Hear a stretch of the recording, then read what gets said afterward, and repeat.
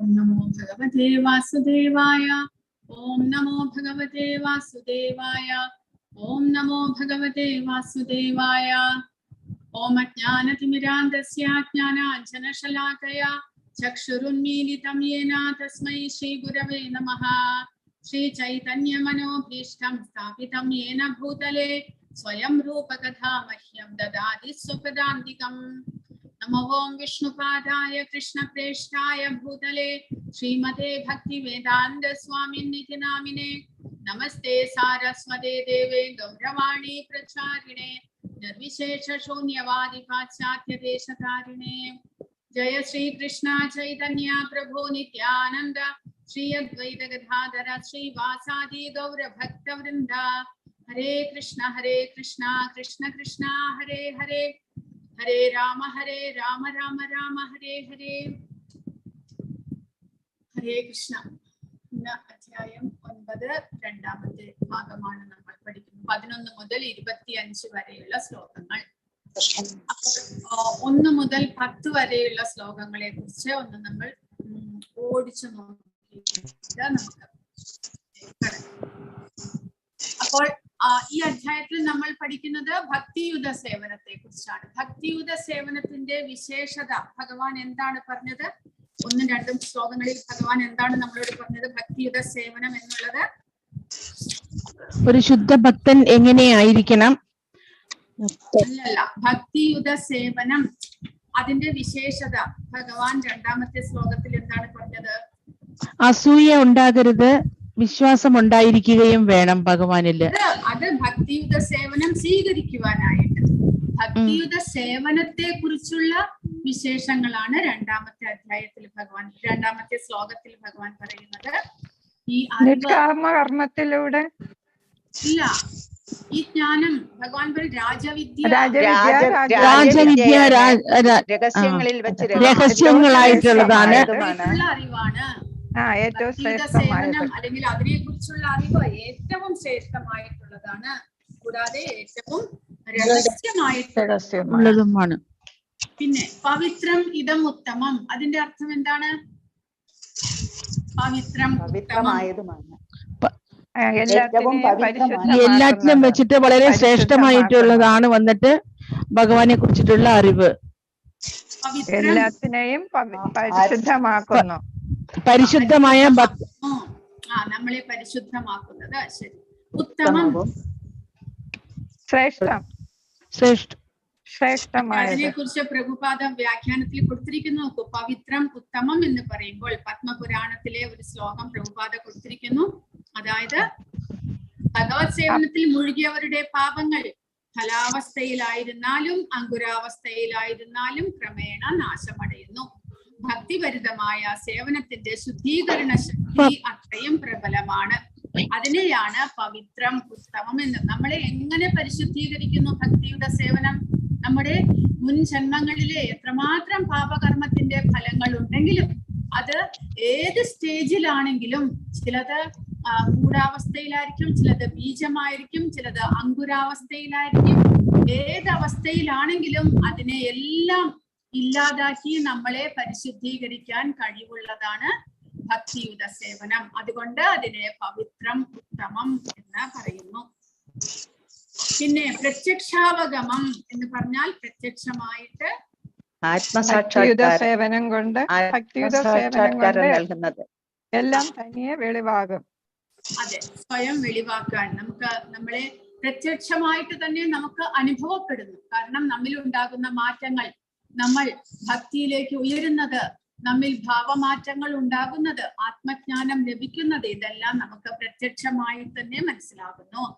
ധർമ്മ്യം എന്ന് പറഞ്ഞു കഴിഞ്ഞാൽ ധർമ്മത്തിലേക്ക് നയിക്കുന്ന വഴി, ജീവാത്മാവിനെ ധർമ്മത്തിലേക്ക് നയിക്കുന്ന വഴി, ജീവാത്മാവിന്റെ ധർമ്മത്തിലേക്ക്, അതായത് കർത്തവ്യത്തിലേക്ക്. ഭഗവാന്റെ സേവനമാണ് ഓരോ ജീവാത്മാവിന്റെയും കടമ. അതാണ് ധർമ്മം, ജീവാത്മാവിന്റെ ധർമ്മം. പ്രഭുപാദ ധർമ്മം എന്നുള്ളതിന് അർത്ഥം പറയുന്നത് ഒരു പഞ്ചസാരയുടെ ധർമ്മം എന്നാൽ എന്താണ്? മധുരം. അതിനെ മധുരം. അത് പഞ്ചസാര നമ്മൾ എന്തൊക്കെ ചെയ്താലും അതിന്റെ മധുരം അതിൽ നിന്ന് വേർപെട്ട് പോകുന്നില്ല. അതുപോലെ ജീവാത്മാവ് ഏത് അവസ്ഥയിലാണെങ്കിലും ഏത് ശരീരത്തിലാണെങ്കിലും ജീവാത്മാവിന്റെ ധർമ്മം എന്നുള്ളത് ഭഗവാന്റെ അംശമായതുകൊണ്ട് ഭഗവാന്റെ സേവനമാണ്. അതാണ് ജീവാത്മാവിന്റെ ധർമ്മം. ഭഗവാൻ യജമാനനും ജീവാത്മാവ് ദാസനുമാണ്. അത് മാറ്റാൻ ഏകലേ ഈശ്വര കൃഷ്ണ ആരസഭ വൃത്യ. അപ്പോൾ ആ അവസ്ഥയിലേക്ക് നമ്മളെ ഉയർത്തുന്നു. അതായത് ജീവാത്മാവിന് തന്റെ സ്വബോധത്തെ, തന്റെ സ്വരൂപത്തെ കുറിച്ച്, താൻ ഭഗവത് അംശമാണ്, ഭഗവാന്റെ ദാസനാണ്, ഭഗവാനെ സേവിക്കുന്നതാണ് തന്റെ കർത്തവ്യം എന്നുള്ള അറിവിലേക്ക് ഉയർത്തുന്നു. അതാണ് ധർമ്മം, ജീവാത്മാവിന്റെ ധർമ്മം അതാണ്. പിന്നെ സുസുഖം കർത്തും അവ്യയം. സുസുഖം പറയുമ്പോൾ ശ്രവണം, കീർത്തനം, അതേപോലെ സന്തോഷത്തോടു കൂടി ചെയ്യാൻ സാധിക്കുന്നത്. സുസുഖം എന്ന് പറഞ്ഞാൽ സന്തോഷത്തോടു കൂടി, ദുഃഖത്തോടു കൂടിയല്ല നമ്മൾ ചെയ്യുന്നത്, സന്തോഷത്തോടു കൂടി ഭഗവാന്റെ സേവനങ്ങൾ ചെയ്യുന്നു. പിന്നെ അവ്യയം എന്ന് പറഞ്ഞു കഴിഞ്ഞാൽ ശാശ്വതമായ സേവനം, നശിക്കാത്തത്. പിന്നെ അപ്പോൾ ഇത് ഭഗവാൻ പറഞ്ഞത് ആദ്യത്തെ ശ്ലോകത്തിൽ, ഈ ഭക്തിയുത സേവനം എന്നുള്ളത് ആർക്ക് സ്വീകരിക്കാൻ കഴിയും, ആർക്ക് സ്വീകരിക്കാൻ കഴിയില്ല? വിശ്വാസികൾക്ക് സ്വീകരിക്കാനായിട്ട് സാധിക്കും. അസൂയയും വിശ്വാസമുള്ളവർക്ക്, അസൂയ ഇല്ലാത്തവർക്കും വിശ്വാസമുള്ളവർക്കും. വിശ്വാസം ഇല്ലാത്തവർക്ക് ഇത് സ്വീകരിക്കാൻ സാധ്യമല്ല. അശ്രദ്ധദാന പുരുഷ എന്ന് ഭഗവാൻ പറഞ്ഞിരിക്കുന്നു. അശ്രദ്ധദാന, ശ്രദ്ധയില്ലാത്തവർക്ക്. ഇനി 4 മുതൽ 9, 10 വരെയുള്ള ശ്ലോകങ്ങളിൽ ഭഗവാൻ പറഞ്ഞത് ഭഗവാന്റെ ഐശ്വര്യത്തെ കുറിച്ചാണ്. പ്രകൃതിയിൽ ഭഗവാന്റെ ശക്തികൾ എങ്ങനെ വിന്യസിച്ചിരിക്കുന്നു. ഭഗവാൻ പറയുന്നത് മയാതതമിതം സർവം ജഗത് അവ്യക്തമൂർത്തിന. ഭഗവാൻ ഈ ഭൗതിക പ്രപഞ്ചത്തിൽ അവ്യക്ത രൂപത്തിൽ വ്യാപിച്ചിരിക്കുന്നു. നമുക്ക് കാണുവാൻ കഴിയാത്ത വിധത്തിൽ, നമുക്ക് ഗ്രഹിക്കുവാൻ കഴിയാത്ത വിധത്തിൽ ഭഗവാൻ അവ്യക്ത രൂപത്തിൽ ഈ ഭൗതിക പ്രപഞ്ചത്തിൽ നിലനിൽക്കുന്നു. എല്ലാ ജീവജാലങ്ങളും ഭഗവാനിലാണ്, പക്ഷേ ഭഗവാൻ അവയിലല്ല. ശ്ലോകത്തിൽ ഭഗവാൻ പറയുന്നത്, എന്നാൽ ഭഗവാൻ പറയുന്ന സൃഷ്ടിജാലങ്ങളൊന്നും തന്നെ എന്നിൽ സ്ഥിതി ചെയ്യുന്നില്ല, അതാണ് എന്റെ യോഗ പ്രഭാവം എന്നാണ് ഭഗവാൻ പറയുന്നത്. സർവഭൂതങ്ങളുടെയും പരിപാലകനും സർവവ്യാപിയുമാണെങ്കിലും ഞാൻ ഈ പ്രത്യക്ഷ പ്രപഞ്ചത്തിന്റെ ഒരു ഭാഗമല്ല, മറിച്ച് ഭഗവാനാണ് ഈ പ്രത്യക്ഷ പ്രപഞ്ചത്തിന്റെ ഉത്ഭവസ്ഥാനം. എന്ന് പറഞ്ഞാൽ എന്താണ്? അത് പൂർണ്ണമായിട്ട് ആർക്ക് മനസ്സിലായി? ഭഗവാൻ പൂർണ്ണനാണ്. വന്നിട്ട് ആ പൂർണ്ണത്തിൽ നിന്നും അംശങ്ങളാണ് ബാക്കിയുള്ള എല്ലാറ്റിലും. അതുകൊണ്ട് ഭഗവാനിൽ ഒന്നും കുറയുന്നില്ല. ഭഗവാൻ അതേ കണക്ക് പൂർണ്ണനായി തന്നെയാണ് ഉള്ളത്. ഭഗവാനാണ് എല്ലാം സൃഷ്ടിയും എല്ലാം നടത്തിയിരിക്കുന്നതും വന്നിട്ട്, ബാക്കിയുള്ളതല്ല. അതുകൊണ്ട് ഭഗവാൻ ഒരിക്കലും വന്നിട്ട് ബാക്കിയുള്ളവരിൽ ഭഗവത് അംശങ്ങൾ ഉണ്ടെങ്കിലും ഭഗവാൻ ഒരിക്കലും കുറയുന്നതുമില്ല. അതാണ് മനസ്സിലായത് മാതാജി. ശരി, ഇനി ആരാണ് പറയുക? പിതാവും പ്രകൃതി ആരാണ്? ഉറക്കെ പറയും മാതാജി.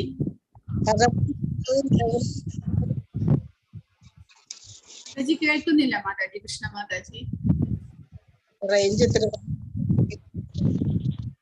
മാതാജി ചോദ്യം ഒന്നുകൂടെ പറയൂ.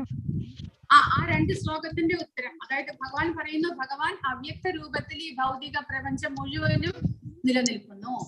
ജീവജാലങ്ങളെല്ലാം തന്നെ ഭഗവാനിലാണ് ഉൾപ്പെടുത്തിയിരിക്കുന്നത്. എന്നാൽ ഭഗവാൻ ഈ നമ്മൾ ജീവജാലങ്ങളുടെ അവയിലല്ല, അതായത് ഭൗതിക പ്രപഞ്ചത്തിലല്ല ഭഗവാൻ സ്ഥിതി ചെയ്യുന്നത്. പക്ഷെ ജീവജാലങ്ങളെല്ലാം ഭഗവാനിൽ സ്ഥിതി ചെയ്യുന്നു ഈ ഭൗതിക പ്രപഞ്ചത്തിൽ. കൂടാതെ പിന്നത്തെ ശ്ലോകത്തിൽ ഭഗവാൻ പറയുന്നു, എന്നാൽ ജീവജാലങ്ങൾ ഒന്നും തന്നെ എന്നിൽ കുടികൊള്ളുന്നില്ല, അതാണ് എന്റെ വൈഭവം എന്നാണ് ഭഗവാൻ പറയുന്നത്. എന്നാലോ എല്ലാത്തിന്റെയും ഉത്ഭവസ്ഥാനം ഞാൻ തന്നെയാണ്, എല്ലാത്തിന്റെയും പരിപാലകനും ഭഗവാൻ തന്നെയാണ്. പരാപ്രകൃതിയും അപരാപ്രകൃതിയാണ് മാതാജി. ഭഗവാൻ അടുത്ത് മാള് പറയൂ. മാള് മാതാജി. മാതാജി, ഭഗവാൻ ഗോലോകത്ത് ധാമത്തിൽ ഇരുന്നുകൊണ്ട് തന്നെ ഭഗവാന്റെ എനർജി വഴി ഇവിടെയുള്ള എല്ലാവരെയും, അതായത് ശരി, ഭഗവാൻ പറയുന്നത് ഞാൻ ഈ പ്രകൃതിയുടെ ഒരു ഭാഗമല്ല എന്ന് പറയുന്നതിന്റെ അർത്ഥം അദ്ദേഹം കൃഷ്ണനായിക്കൊണ്ട് അദ്ദേഹം ആധ്യാത്മിക ലോകത്തിലാണ്. അദ്ദേഹം നേരിട്ട് ഇവിടെ ഒന്നിലും ഇടപെടുന്നില്ല. എന്നാലോ ഭഗവാന്റെ തന്നെ ശക്തികളാണ് ഈ ഭൗതിക പ്രകൃതിയും ജീവാത്മാക്കളും, പരാപ്രകൃതിയും അപരാപ്രകൃതിയും. പരാപ്രകൃതി എന്നുള്ളത് നമ്മൾ ജീവാത്മാക്കൾ, ഭൗതിക പ്രകൃതി ഭഗവാന്റെ അധമശക്തി അപരാപ്രകൃതി. അപ്പോൾ അങ്ങനെ വിചാരിക്കുമ്പോൾ ഭഗവാന്റെ തന്നെ എനർജിയാണ് രണ്ടും. അങ്ങനെ വിചാരിക്കുമ്പോൾ ഭഗവാന്റെ തന്നെ ശക്തിയിലാണ് ഈ ഭൗതിക പ്രപഞ്ചം മുന്നോട്ട് പോകുന്നത്. അതുകൂടാതെ ഭഗവാൻ പറയുന്നുണ്ട് എന്റെ ശക്തിയിലാണ്, ഭഗവാനിൽ നിന്നാണ് എല്ലാം ഉത്ഭവിച്ചിരിക്കുന്നത്. അല്ല എന്ന് ഭഗവാൻ പറയുന്നില്ല. ഭഗവാനിൽ നിന്ന് എല്ലാം ഉത്ഭവിച്ചിരിക്കുന്നു.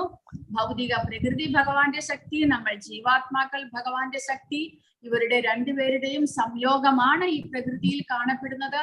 അതുകൂടാതെ ഭഗവാൻ പറയുന്നത് ഭഗവാനാണ് എല്ലാത്തിന്റെയും പരിപാലകൻ. അതെങ്ങനെ മനസ്സിലാക്കാം? പരമാത്മാവായിട്ട് ഭഗവാൻ എല്ലാ ജീവജാലങ്ങളെയും സംരക്ഷിക്കുന്നു. ഈ ഭൗതിക പ്രകൃതിയെ നിലനിർത്തുന്നതും ഭഗവാൻ തന്നെ. അങ്ങനെ ഈ പ്രകൃതിയിൽ മുഴുവനും ഭഗവാന്റെ ശക്തിയാലാണ് വ്യാപിച്ചിരിക്കുന്നത്. കൂടാതെ അവ്യക്തമൂർത്തിന, നമ്മുടെ ഇന്ദ്രിയങ്ങളാൽ ഗ്രഹിക്കാൻ സാധ്യമല്ല എന്ന് പറയുന്നതിന്റെ അർത്ഥം എന്താണ്? സർവവ്യാപിയെങ്കിലും ഭൗതിക ഇന്ദ്രിയങ്ങളാൽ ഗ്രാഹ്യനല്ല ഭഗവാൻ. അതാണ് അവ്യക്തമൂർത്തിന എന്ന പദം കൊണ്ട് വ്യക്തമാക്കുന്നത്. പ്രഭുപാദ പറയുന്നു, നമുക്ക് കാണാൻ കഴിയുന്നില്ല ഭഗവാന്റെ എനർജി ആയിട്ട്. ജീവാത്മാക്കളെ നമുക്ക് കാണാൻ സാധിക്കുന്നുണ്ടോ? നമ്മുടെ ഇന്ദ്രിയങ്ങൾക്ക് ജീവാത്മാക്കളെ കാണാൻ സാധിക്കുന്നുണ്ടോ? പിന്നെ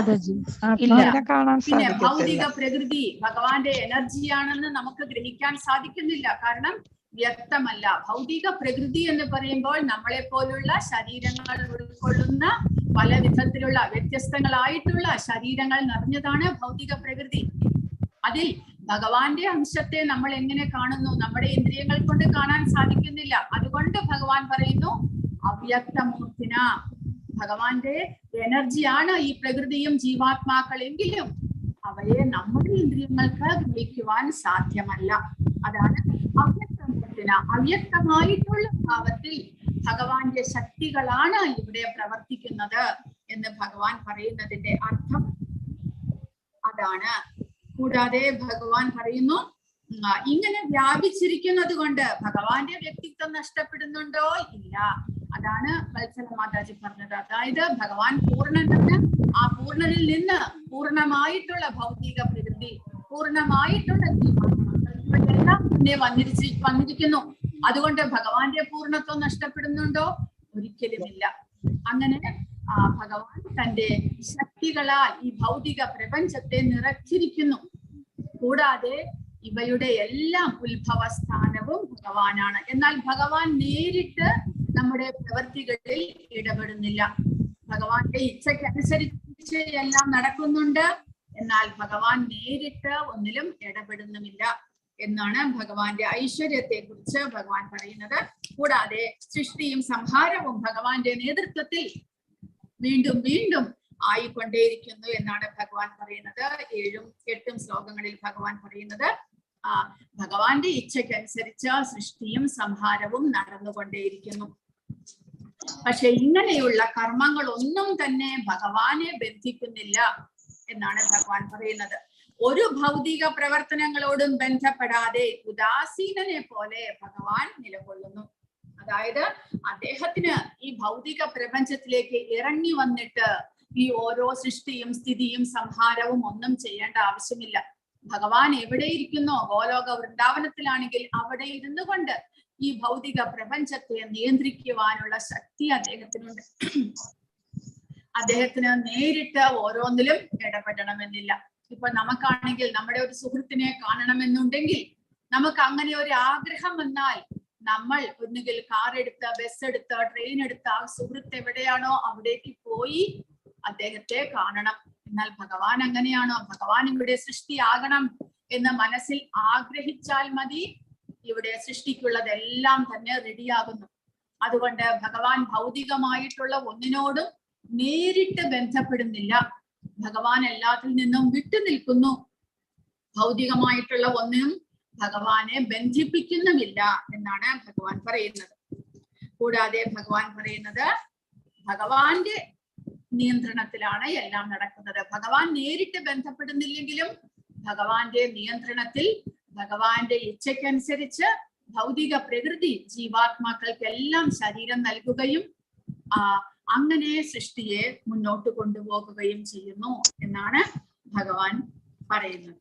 ഇനി അടുത്ത സെക്ഷൻ ആയിട്ട് ഇങ്ങനെ എല്ലാം ഉണ്ടെങ്കിലും ഭഗവാന്റെ ഇച്ഛയ്ക്കനുസരിച്ചാണ് എല്ലാം നടക്കുന്നത്. ഭഗവാനാണ് എല്ലാത്തിന്റെയും ഉത്ഭവസ്ഥാനം. ഭൗതിക പ്രകൃതിയിൽ കാണപ്പെടുന്നത് എല്ലാം തന്നെ ഭഗവാന്റെ എനർജിയാണ്. ഇങ്ങനെ എല്ലാം ഉണ്ടെങ്കിലും ഭഗവാൻ പറയുന്നു അടുത്ത സെക്ഷനിൽ, ഭഗവാനെ മൂഢന്മാർ, അല്പബുദ്ധികൾ ഇല്ല, ഭഗവാൻ പറയുന്നത് മൂഢ എന്ന് തന്നെയാണ്.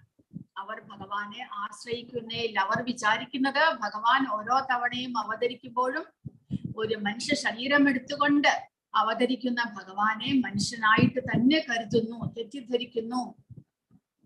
അവജാനന്തി മാം മൂഢ മാനുഷീം തനുമാശ്രിതം പരം ഭാവമജാനന്തോ മമ ഭൂതമഹേശ്വരം. മനുഷ്യരൂപത്തിൽ അവതരിക്കുന്ന എന്നെ മൂഢന്മാർ നിന്ദിക്കുന്നു. എല്ലാറ്റിനും ഈശ്വരനായ എന്റെ അതീന്ദ്രിയ സ്വഭാവം അവർക്ക് അറിഞ്ഞുകൂടാ. അവർക്കത് ഗ്രഹിക്കാൻ സാധിക്കുന്നില്ല.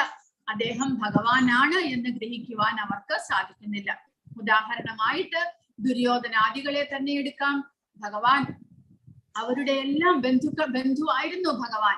എങ്കിലും ദുര്യോധനാദികൾ ഭഗവാൻ ഒരു തങ്ങളെ പോലെ തന്നെ യാദവ കുലത്തിലെ ഒരു രാജകുമാരനായിട്ട് മാത്രമാണ് ഭഗവാനെ കണ്ടിരുന്നത്. അതുകൊണ്ട് തന്നെ യുദ്ധം ആരംഭിക്കുമ്പോൾ ഭഗവാന്റെ സഹായം സ്വീകരിക്കാനായിട്ട് അർജുനനും ദുര്യോധനനും കൂടെ ഭഗവാന്റെ അടുക്കിലേക്ക് വരുന്നു. പക്ഷേ ദുര്യോധനൻ ഭഗവാനെ ഒരു രാജാവ് മാത്രമായിട്ട് കണക്കിലാക്കിയത് കൊണ്ട് ആ രാജാവിന്റെ സഹായം എങ്ങനെ തേടുന്നു? ഒരു രാജാവിൽ നിന്ന് അദ്ദേഹത്തിന്റെ സൈന്യത്തെ സ്വീകരിക്കാനുള്ള ആഗ്രഹം പ്രകടിപ്പിക്കുക മാത്രമാണ് ദുര്യോധനൻ ചെയ്തത്. വാസ്തവത്തിൽ ദുര്യോധനന് ഭഗവാന്റെ ശക്തികളെ കുറിച്ച് അറിയാമായിരുന്നില്ല. കാരണം ഭൗതികമായിട്ടുള്ള ഇന്ദ്രിയ സുഖഭോഗങ്ങളിലും ധനം സമ്പാദിക്കാനും പവറിനും വേണ്ടിയിട്ട് ആഗ്രഹിച്ചിരുന്ന ദുര്യോധനന് ഭഗവാന്റെ ഇച്ഛയ്ക്കനുസരിച്ചാണ് ഈ യുദ്ധം നടക്കുന്നത്. ഭഗവാൻ ആഗ്രഹിക്കുന്നത് പോലെ മാത്രമേ യുദ്ധം മുന്നോട്ട് പോകുകയുള്ളൂ. ഇതിന്റെ അവസാനവും ഭഗവാന്റെ ഇച്ഛയ്ക്കനുസരിച്ച് മാത്രമായിരിക്കും നടക്കുക എന്നുള്ള അറിവ് ഉണ്ടായിരുന്നില്ല. അതുകൊണ്ട് പക്ഷേ അർജുനൻ അറിയാമായിരുന്നു. അതുകൊണ്ട് അർജുനൻ ഭഗവാനെ, അദ്ദേഹത്തിന്റെ സാന്നിധ്യത്തെ മാത്രം സ്വീകരിക്കുന്നു. ഞങ്ങളോടൊപ്പം ആരും അങ്ങ് യുദ്ധം ചെയ്യേണ്ട, അങ്ങയുടെ സൈന്യത്തെയും ഞങ്ങൾക്ക് വേണ്ട, പക്ഷെ അങ്ങ് ഞങ്ങളോടൊപ്പം ഉണ്ടാകണം. അതായത് ഭഗവാൻ എന്നോടൊപ്പം എപ്പോഴും ഉണ്ടാകണം എന്നുള്ള ആഗ്രഹമാണ് അർജുനൻ പ്രകടിപ്പിച്ചത്. പക്ഷേ മൂഢന്മാരായിട്ടുള്ളവർ, ഭഗവാന്റെ ആ അതീന്ദ്രിയ സ്വഭാവത്തെ മനസ്സിലാക്കാത്തവർ, അവർ ഭഗവാനെ വെറും മനുഷ്യനായിട്ട് കരുതുന്നു. അദ്ദേഹത്തിന് കൂടാതെ എന്തൊക്കെയോ കുറച്ചധികം ശക്തിയുള്ള ഒരു മനുഷ്യൻ, അത്രമാത്രമായിട്ടാണ് മൂഢന്മാർ ഭഗവാനെ കരുതിയിരുന്നത്. വിഡ്ഢികൾ കൃഷ്ണന്റെ രൂപത്തെ സാധാരണ മനുഷ്യനായി കരുതുന്നു. ഐശ്വര്യ ജ്ഞാനത്തെ പരിഗണിക്കുന്നില്ല. വിഡ്ഢികൾ അവന്റെ അതീന്ദ്രിയ സ്വഭാവത്തെ എല്ലാറ്റിന്റെയും പരമാത്മാവായിട്ടും കണക്കാക്കുന്നില്ല. പ്രഭുപാദർ ഭഗവാൻ കൃഷ്ണന്റെ സ്ഥാനം സ്ഥാപിക്കുന്നത് എങ്ങനെയാണ്? കൃഷ്ണൻ പരമാത്മാവായ പരമപുരുഷൻ സാധാരണക്കാരനാണെങ്കിലും അദ്ദേഹം ഒരു സാധാരണ മനുഷ്യനല്ല. അപ്പോൾ ദ്വാപരയുഗത്തിൽ അദ്ദേഹം അവതരിച്ചപ്പോൾ ഒരു സാധാരണ രാജാവായിരുന്ന വസുദേവരുടെയും ദേവകിയുടെയും മകനായിട്ട് അവതരിക്കുകയുണ്ടായി. പക്ഷെ അദ്ദേഹം സാധാരണ മനുഷ്യനാണോ? ഒരിക്കലുമല്ല. അദ്ദേഹം അസാധാരണമായിട്ടുള്ള, വളരെ ചെറുപ്പം മുതൽക്ക് തന്നെ അദ്ദേഹം തന്റെ അസാധാരണമായിട്ടുള്ള ശക്തിയെ പ്രകടിപ്പിക്കുകയുണ്ടായി. പക്ഷേ മൂഢന്മാർ അതിനെ ഒരു അമാനുഷികമായിട്ടുള്ള ശക്തി മാത്രമായിട്ടാണ് കരുതിയത്. കൃഷ്ണന്റെ യോഗമൈശ്വര്യം ഈ ഭൗതിക ലോകത്തെ സൃഷ്ടിക്കുകയും പരിപാലിക്കുകയും ചെയ്യുന്ന 3 പുരുഷ അവതാരങ്ങളുടെ ഉറവിടം കൃഷ്ണനാണ്. അത്തരം അചിന്തനീയമായ സൃഷ്ടികൾ നടത്തുന്ന ഒരാൾക്ക് ഒരു സാധാരണ മനുഷ്യനാകാൻ കഴിയില്ല. അപ്പോൾ ഭഗവാൻ തന്നെ സ്വയം പറയുന്നു, ഞാൻ എങ്ങനെയാണ് അചിന്ത്യമായിട്ടുള്ള സൃഷ്ടി സ്ഥിതി സംഹാരം എല്ലാം തന്നെ നടത്തുന്നത് ഞാനാണ് എന്ന് ഭഗവാൻ പറയുന്നു. അതൊരു സാധാരണ മനുഷ്യന് ഒരിക്കലും സാധ്യമല്ല. ഭഗവാൻ തന്റെ സ്വയം ആധ്യാത്മിക ലോകത്തിൽ വസിക്കുകയും തന്റെ ശക്തിയാൽ ഈ ഭൗതിക പ്രപഞ്ചത്തെ നിലനിർത്തുകയും ചെയ്യുക, അതെങ്ങനെ ഒരു സാധാരണ മനുഷ്യന് സാധ്യമാകും? അപ്പോൾ ഭഗവാൻ സ്വയം തന്റെ ഐശ്വര്യത്തെ കുറിച്ച് പറയുന്നുണ്ട്. എങ്കിലും മൂഢന്മാർക്ക് അത് ഗ്രഹിക്കുവാൻ സാധ്യമല്ല. ബ്രഹ്മസംഹിത, ഗോപാല താപനി ഉപനിഷത്ത് തുടങ്ങിയ ഗ്രന്ഥങ്ങൾ കൃഷ്ണന്റെ രൂപത്തെ സത്യചിത്ത് ആനന്ദ വിഗ്രഹമായിട്ട് പറയുന്നു. അങ്ങനെയാണ് വിശേഷിപ്പിക്കുന്നത്. അല്ലാതെ ഒരു സാധാരണ മനുഷ്യനല്ല ഭഗവാൻ. അദ്ദേഹത്തിന്റെ രൂപം തന്നെ, അദ്ദേഹം ഏത് അവതാരം എടുക്കുകയാണെങ്കിലും സച്ചിദാനന്ദ വിഗ്രഹമാണ്. ഒരു മത്സ്യമായിട്ട് ഭഗവാൻ അവതരിച്ചു. ഭഗവാന്റെ മത്സ്യാവതാരം. പക്ഷേ ആ മത്സ്യാവതാരത്തിൽ ഭഗവാൻ അമാനുഷികമായിട്ടുള്ള വലിപ്പമുള്ള ഒരു മത്സ്യമായിട്ടാണ് അവതരിച്ചത്. ആ സമയത്ത് ആ പ്രളയം ഉണ്ടായപ്പോൾ അവിടെ ബാക്കി വന്ന ഋഷിമാരെയും രാജാവിനെയും മറ്റുള്ള എല്ലാ വിധത്തിലുള്ള ജന്തുക്കളെയും എല്ലാം വഹിച്ചുകൊണ്ട് ഒരു ബോട്ടിൽ കയറ്റിയിട്ട് ആ ബോട്ടിനെ വലിച്ചുകൊണ്ട് ആ പ്രളയം അവസാനിക്കുന്നത് വരെ ആ മത്സ്യം ആ ബോട്ടിനെ വലിച്ചുകൊണ്ട് ആ വെള്ളത്തിൽ ചുറ്റി കറങ്ങിക്കൊണ്ടേയിരുന്നു. അത് മാത്രമല്ല, ആ രാജാവിന്റെ ചോദ്യങ്ങൾക്ക് സൃഷ്ടിയുടെ വേദങ്ങളുടെ എല്ലാം ഉത്തരം വേദങ്ങളിലൂടെ ആ മത്സ്യം കൊടുക്കുകയുണ്ടായി. എല്ലാ സംശയങ്ങൾക്കും ഉത്തരമായിട്ട് ആ മത്സ്യം അതീന്ദ്രിയമായിട്ടുള്ള ജ്ഞാനം ഉപദേശിക്കുന്നു. അത് സാധാരണ ഒരു മത്സ്യത്തിന് സാധ്യമാണോ? അപ്പോൾ ഭഗവാൻ ഏത് രൂപം എടുത്താലും അദ്ദേഹത്തിന്റെ അതീന്ദ്രിയമായ ശക്തിക്ക് മാറ്റം വരുന്നില്ല. അദ്ദേഹം സത്യചിത്ത് ആനന്ദ വിഗ്രഹം തന്നെയാണ്. ഏത് രൂപം എടുത്താലും, വരാഹ അവതാരം എടുത്താലും, ഭൗതിക പ്രപഞ്ചത്തിലെ ഒരു വരാഹം അല്ലെങ്കിൽ പന്നി എന്ന് പറഞ്ഞു കഴിഞ്ഞാൽ ഏറ്റവും നീചമായിട്ടുള്ള അവസ്ഥയിലാണ് ജീവിക്കുന്നത്. ചെളിയിലും എല്ലാ തരത്തിലുള്ള മാലിന്യത്തിലുമാണ് തന്റെ ആഹാരത്തെ തപ്പി നടക്കുന്ന ഒരു മൃഗമാണ് പന്നി. പക്ഷെ ഭഗവാനാണെങ്കിലോ അങ്ങനെയുള്ള ഒരു വരാഹമായിട്ടല്ല ഭഗവാൻ അവതരിച്ചത്. അതീന്ദ്രിയമായ ശക്തികളുള്ള ഭഗവാൻ സ്വയം അവതരിക്കുകയാണ് ഉണ്ടായത്. കാരണം അദ്ദേഹം ഹിരണ്യാക്ഷനെ വധിച്ചതിന് ശേഷം അദ്ദേഹം തന്റെ ദേഹമെല്ലാം വൃത്തിയാക്കി തന്റെ ദേഹത്തെ കുടഞ്ഞുവെന്ന്. ആ കുടഞ്ഞു കഴിഞ്ഞപ്പോൾ അദ്ദേഹത്തിന്റെ രോമങ്ങൾ പല ദിക്കിലും പോയി വീഴുകയുണ്ടായി. ആ വരാഹത്തിന്റെ ശരീരത്തിലെ രോമങ്ങൾ മുള്ളു പോലെയാണ് ഒരു പന്നിയുടെ ശരീരത്തിലെ രോമങ്ങൾ. ആ രോമങ്ങൾ പോയി വീണ് അതാണ് പിന്നീട് കുശപ്പുല്ലായിട്ട് വളരുന്നത്. ആ കുശപ്പുല്ലിന് ഭയങ്കര ശക്തിയാണ് ഉള്ളത് എന്നാണ് ഇപ്പോൾ കണ്ടുപിടിച്ചിട്ടുണ്ട് സയന്റിഫിക് ആയിട്ട്. കാരണം സൂര്യന്റെ റേഡിയേഷൻ എല്ലാം തടുക്കുവാനായിട്ട് സാധിക്കുന്നതാണ് കുശപ്പുല്ല് എന്ന് ഇപ്പോൾ കണ്ടുപിടിച്ചിരിക്കുന്നു. നമ്മൾ ഇത് ഗ്രഹണമെല്ലാം വരുമ്പോൾ ആ ഗ്രഹണത്തിന്റെ ശക്തി നമ്മൾ ഉണ്ടാക്കി വെച്ചിരിക്കുന്ന പദാർത്ഥങ്ങൾക്കൊന്നും ബാധിക്കാനായിട്ട് ആ കുശപ്പുല്ല് എല്ലാ ദിക്കിലും വെക്കുന്നു. കൂടാതെ ആധ്യാത്മികമായ കാര്യങ്ങളെല്ലാം നടക്കുമ്പോൾ നമ്മൾ കുശപ്പുല്ല് ഉപയോഗിക്കുന്നുണ്ട് ശ്രാദ്ധമിടാനായിട്ട്. അതുപോലെ യോഗികൾക്ക് കുശപ്പുല്ല് വിരിച്ച് അതിന്റെ മുകളിൽ വേണം ഇരിക്കാൻ എന്നെല്ലാം പറയുന്നു. കാരണം കുശപ്പുല്ല് ആ ഭൗതിക മാലിന്യത്തെ എല്ലാത്തിനെയും നീക്കിക്കളയുന്നു. ഒരു അതീന്ദ്രിയമായ സ്വഭാവം ആ കുശപ്പുല്ലിനുണ്ട്. അപ്പോൾ അത് ഭഗവാന്റെ ശരീരത്തിൽ നിന്ന് വീണ രോമങ്ങളാണ് എന്നാണ് പറയുന്നത്. അപ്പോൾ ഭഗവാൻ ഏത് രൂപം എടുത്താലും അദ്ദേഹത്തിൻ്റെത് അതീന്ദ്രിയ സ്വഭാവം തന്നെയായിരിക്കും. സച്ചിദാനന്ദ വിഗ്രഹമായിരിക്കും ഭഗവാൻ. അദ്ദേഹത്തിന് മാറ്റങ്ങൾ ഉണ്ടാകുന്നില്ല. കൂടാതെ ഭഗവാൻ 7ാമത്തെ അധ്യായത്തിൽ പറയുന്നുണ്ട്, ദേവി ഹേഷ ഗുണമയി മമമായ ദുരത്യയ മാമേവയെ പ്രപദ്യന്തേ മായാമേതാം തരന്തിരെ. അദ്ദേഹം ഒരു സാധാരണ മനുഷ്യനാണെങ്കിൽ അദ്ദേഹത്തിന് കീഴടങ്ങി കഴിഞ്ഞാൽ നമുക്ക് എങ്ങനെ ഭൗതിക പ്രകൃതിയുടെ ഗുണങ്ങളെ മറികടക്കാൻ സാധിക്കും? പക്ഷെ ഭഗവാൻ പറയുന്നു, എന്റെ ശക്തിയാണ് ഈ ഗുണങ്ങൾ. എനിക്ക് കീഴടങ്ങി കഴിഞ്ഞാൽ, നമ്മൾ ശരണാഗതരായി കഴിഞ്ഞാൽ ആ ഭൗതിക പ്രകൃതിയുടെ ഗുണങ്ങളെ നമുക്ക് മറികടക്കാൻ സാധിക്കും എന്നാണ് ഭഗവാൻ പറയുന്നത്. അപ്പോൾ അങ്ങനെയുള്ള ഭഗവാൻ ഒരിക്കലും ഒരു സാധാരണ മനുഷ്യനാകാൻ സാധ്യമല്ല. പ്രഭുപാദ വീണ്ടും പറയുന്നുണ്ട്, മൂഢന്മാർ എന്ന് പറഞ്ഞാൽ നല്ല കർമ്മം മൂലം അസാധാരണ മനുഷ്യനായി ജനിച്ചേക്കാവുന്ന മഹാപണ്ഡിതന്മാരാണവർ. പക്ഷേ അറിവിന്റെ മോശം അറിവ് എന്ന് പറഞ്ഞാൽ അതീന്ദ്രിയമായിട്ടുള്ള അറിവ് സമ്പാദിക്കാതെ ഭൗതികമായിട്ടുള്ള ഗുണങ്ങളാൽ മൂടപ്പെട്ടിരിക്കുന്ന അറിവ് മൂലം അവർ അദ്ദേഹത്തെ തെറ്റിദ്ധരിക്കുന്നു, അദ്ദേഹത്തെ ഭഗവാനെ പരിഹസിക്കുന്നു. അതായത് ഭൗതികമായിട്ടുള്ള പാണ്ഡിത്യമാണ് അവരിലുള്ളത്. അവർ ആധ്യാത്മിക ജ്ഞാനം സ്വീകരിക്കാനായിട്ട് വിസമ്മതിക്കുന്നു, ഭഗവാനെ കുറിച്ചുള്ള അറിവ് സ്വീകരിക്കാൻ അവർ വിസമ്മതിക്കുന്നു. അപ്പോൾ ഭൗതികമായ പാണ്ഡിത്യം മൂലം തങ്ങൾ വലിയ പണ്ഡിതന്മാരാണ് എന്ന് വിചാരിക്കുകയും ഭഗവാനെ മനസ്സിലാക്കാതിരിക്കുകയും ചെയ്യുകയും അങ്ങനെ അതുമൂലം അറിവില്ലായ്മ മൂലം അവർ ഭഗവാനെ പരിഹസിക്കുന്നു. കൃഷ്ണനെ കുറിച്ചുള്ള അതീന്ദ്രിയമായ അറിവ് ഇല്ലാത്തതിനാൽ അവരെ മൂഢന്മാർ എന്ന് വിളിക്കുന്നു. പരമേശ്വരന്റെയും അദ്ദേഹത്തിന്റെ വ്യത്യസ്ത ശക്തികളുടെയും രഹസ്യാത്മക പ്രവർത്തനങ്ങൾ അതാണ് ഇനി കൊടുത്തിരിക്കുന്നത്. അദ്ദേഹത്തിന്റെ ശരീരം, അശാശ്വതമായ ശരീരം, പൂർണ്ണമായ ആനന്ദവും അറിവും ഉള്ളതാണ്. അതാണ് സത്ത്, ചിത്ത്, ആനന്ദം. സത്ത് എന്ന് പറഞ്ഞാൽ ശാശ്വതൻ, ചിത്ത് എന്ന് പറഞ്ഞാൽ പൂർണ്ണമായ ജ്ഞാനം, ആനന്ദം എന്ന് പറഞ്ഞാൽ അതീന്ദ്രിയമായിട്ടുള്ള ആനന്ദം. അദ്ദേഹം പരമോന്നത ഉടമയാണ്.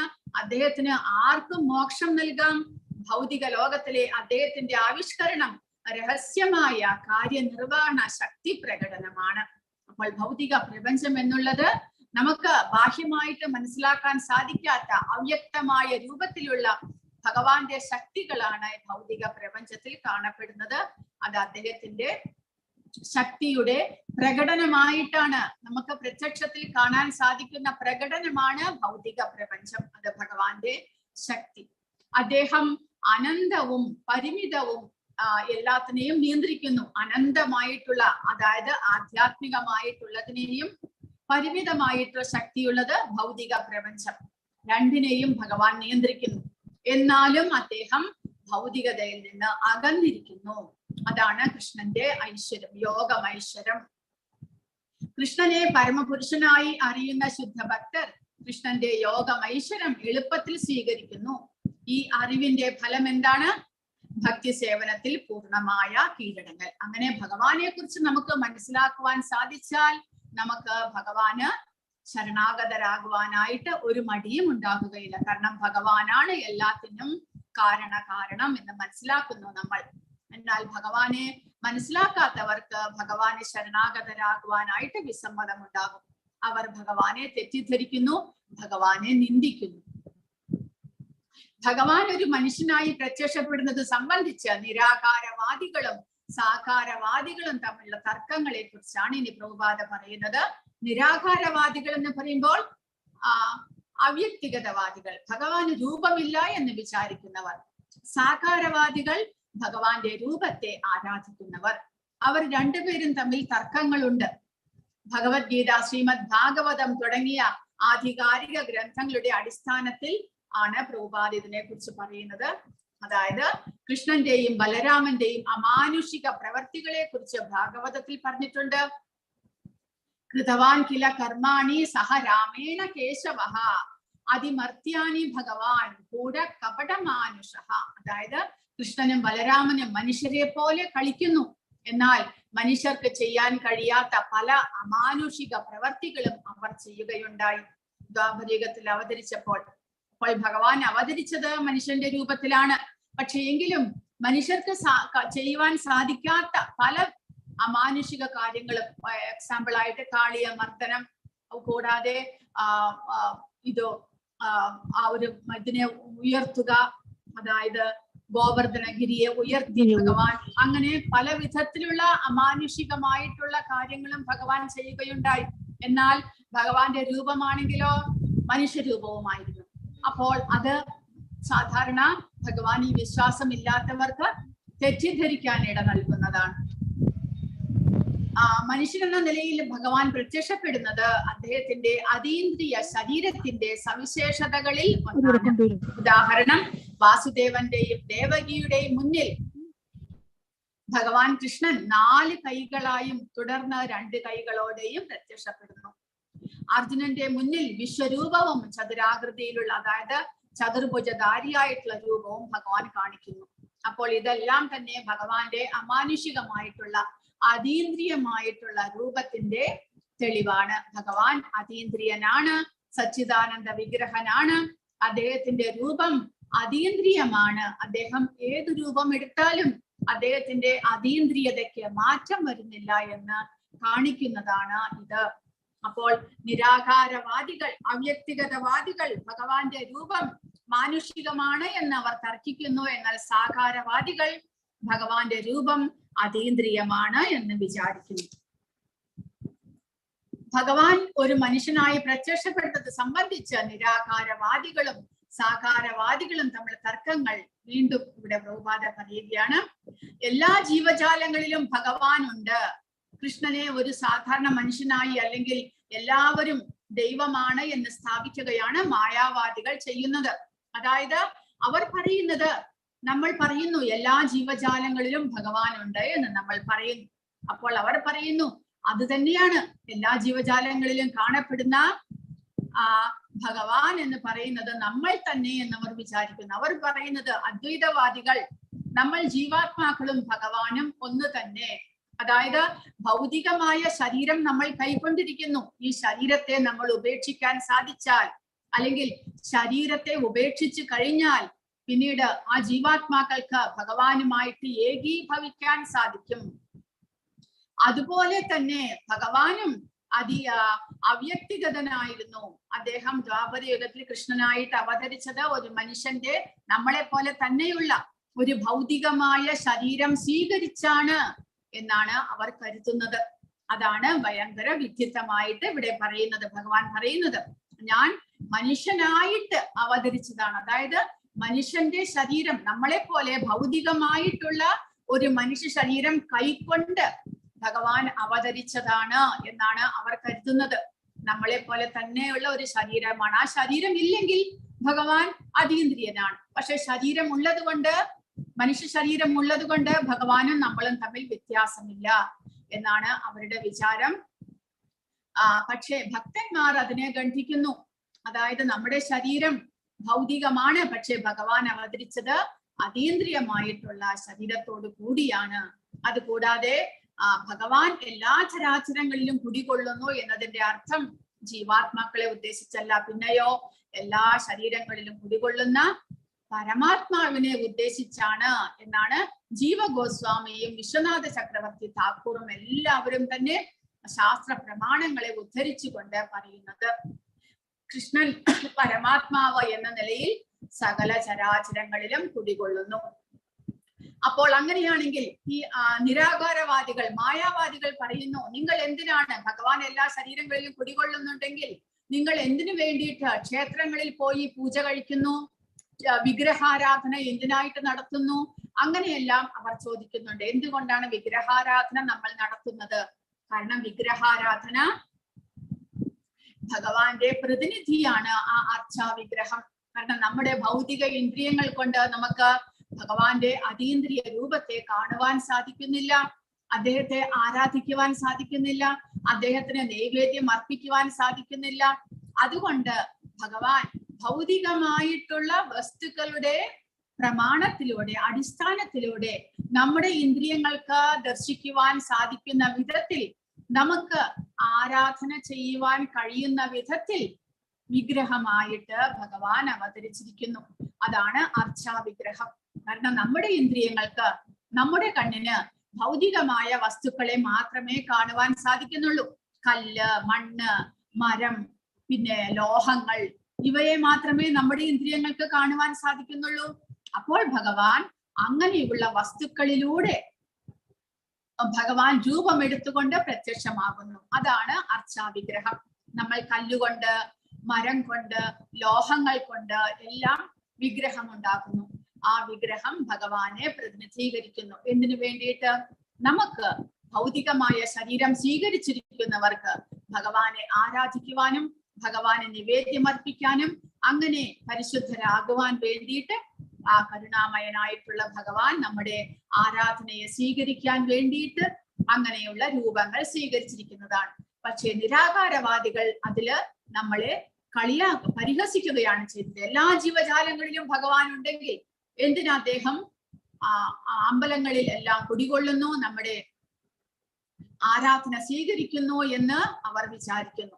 പക്ഷെ ഈ മാനസികാവസ്ഥയെ കുറിച്ച് ശ്രീല വിശ്വനാഥ ചക്രവർത്തി ഠാക്കൂർ നമുക്ക് മുന്നറിയിപ്പ് നൽകുകയാണ്. അങ്ങനെ ചിന്തിക്കുന്നത് വളരെയധികം തെറ്റാണ് എന്ന്.